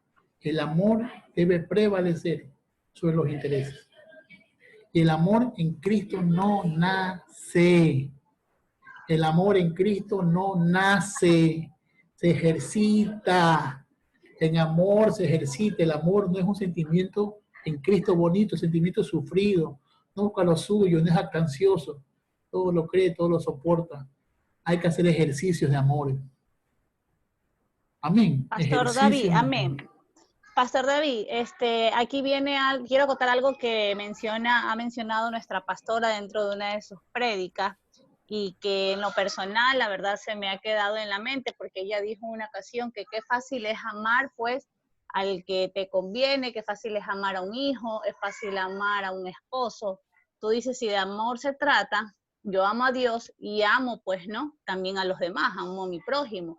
Es fácil amar a un hijo, es fácil amar a un esposo, a un padre, a un amigo, pero el verdadero reto, el verdadero desafío, yo creo que está en amar y hacer ese ejercicio de amor que usted menciona y ha dicho la pastora, en aquellos que muchas veces nos han hecho daño o nos han hecho sentir mal.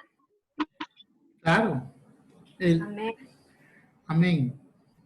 Está muy bien, está perfecto. Yo creo que eso nos lleva a ser mejores seres humanos. Ahora, ¿vas a hablar algo? Paola, ¿tienes una manito levantada?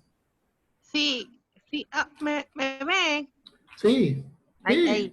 Ya, sí, lo que acaba de decir la hermana, es verdad. O sea, ¿qué mérito hay por ejemplo, no lo digo como para sí, no. Por ejemplo, nosotros aquí en mi barrio tenemos una forma de ayudar a las personas menos afortunadas. Entonces, había un señor a los cuales le dimos algo, pero es una persona que siempre es súper parca, o sea, él siempre pasa así todo bravo, todo así, ¿no? Como entonces malagradecido. Una persona dijo, pero ¿por qué le vamos a, o sea, como queriendo decir que, o sea, si no, así ese señor pasa y nunca saluda? Entonces, bueno, yo hablé con ellos, le dije que no, que bueno, en fin, que no es el hecho de que lo vamos a hacer porque saludo o no lo saluda, sino porque nos nace, porque tenemos que, por hacer la obra, ¿no? Porque tenemos que ayudarnos. Bueno, ya. Y cuando justamente me tocó a mí entregarse la canasta de amor, créame que yo le vi todos los dientes, porque no cargaba el señor mascarilla, obviamente no tenía cómo comprarse su mascarilla. Yo estaba protegida, pero ese señor, la sonrisa era de aquí hasta acá, pues. Entonces mi tía les tomó la foto para pasar en el grupo, porque como ahora no se puede salir y todo, pero para que quede constancia de que se había hecho las entregas. Y todo el mundo, wow, sí sonríe, wow. Y este señor súper agradecido con todo el barrio. O sea, muchas veces nosotros nos equivocamos también con las personas. El que quiere ser amigo, muéstrese amigo. El que quiere ser amigo, muéstrese amigo. Amén. Por eso Dios se mostró amigo de todos y de todas. Y no importó ensuciarse, ni juntarse a prostitutas y a fariseos y a escribas y a ladrones, porque Él se mostró amigo. Y solamente en ese nivel de amistad y de amor vamos a conseguir la gente que demuestre en nuestra vida que somos hijos de Dios a través de eso, a través del amor, a través de la equidad, la igualdad, la justicia. El que habla verdad es que da justicia. O sea, empezar a decir las cosas como son es parte de la justicia divina. Por eso yo me empeño mucho en eso, en decir la verdad, aunque a veces cueste un poquito. Amén. Amén. Así que gracias por este tiempo, son 10:04 de la noche. Gracias a todos mis amigos, a todos nuestros hermanos, a todos mis amigos. Sí, Paola, tú vas a dirigir. Empiezas a las 2 de la mañana. Y le acabas de decir una herejía al maestro porque a él no le gusta. No, no es que no me gusta, yo paso más predicando por chat, por chateo. Ahí tengo de testigo al pastor Luis Delgado, que hemos amanecido hablando de Dios. Está bien, yo creo que cada uno tiene su forma y está perfecto que ustedes vigilen, yo los veo vigilando, yo sí los veo en el chat vigilando. La pastora cierra el culto a las 4 de la mañana, 5 estoy hablando de la pastora. Yo el 45. Sí, pastora, yo lo he visto. Que yo no digo nada, yo soy silencioso, yo veo las cosas ahí. Entonces, mis queridas hermanas, gracias, amigos y amigas, porque yo creo que ya este nivel mío no es de estar de maestro, soy amigo de ustedes. Gracias por aceptar mi invitación. Sé que hemos avanzado quizás muy poco para los que ya están conmigo mucho tiempo, hemos repetido otras cosas, pero gracias Luis, gracias Rubén, gracias Dayan, gracias John, que están conmigo en clases, en la universidad. Lo demás, mi iglesia, mis amigos, gracias ingeniero por aceptar mi invitación. Sé que usted es un hombre muy ocupado, es otro nivel. Gracias por la invitación. Otro target, Galilea es otro target, pero gracias por estar con nosotros, gracias a todos, gracias de verdad. Quiero orar con ustedes para tener este tiempo. Así que por favor, cerremos nuestros ojos para cerrar este tiempo de oración. Gracias, Beatriz, gracias a todos, Mariux, y a todos los que están acá, Ginger, a todos y a todas. Amén. Amén. Vamos a orar. Señor, gracias por este tiempo hermoso, gracias por esta amistad que nos une, gracias porque podemos hablar, Señor, cosas quizás que sean dogmas muy difíciles de tratar, pero con amor, Señor, sabemos que podemos tocar todos los temas. Gracias porque tú eres Dios, gracias porque nos une tu Espíritu. Eres uno y santo Dios, Señor, eres el único Dios. Gracias porque tú nos das la cobertura. Gracias, Dios, porque nos amas. Gracias porque nos perdonas. Gracias porque nos soportas. Gracias que a pesar que sabemos que te vamos a fallar mañana, tú estás hoy con nosotros. Te alabamos, te glorificamos. Ayúdanos a ser tolerantes con el pecado ajeno. Ayúdanos a amarnos, Señor, a pesar de los tropiezos que como humanos tenemos nuestros propios estilos de vida, Señor, nuestros estilos de pecar diferentes. Ayúdanos a soportarnos, a amarnos, a tolerarnos, a corregirnos, Señor, en justicia, en amor tuyo. Gracias, Señor, porque eres nuestro Dios, es maravilloso. Te bendecimos, te exaltamos, te reconocemos como Dios único y verdadero. Te doy gracias, Señor, por cada uno de mis hermanos y hermanas. En el nombre de Jesús los bendigo. Amén. Amén y amén. Amén, pastor. Amén, pastor. Amén. Los amo, cuídense, ñañitos. Los cuido, los amo, los amo. Estamos por interno cualquier cosa. Dios bendiga, bendiciones. Gracias, gracias. Besitos a todos. Gracias. Amén. Bendiciones.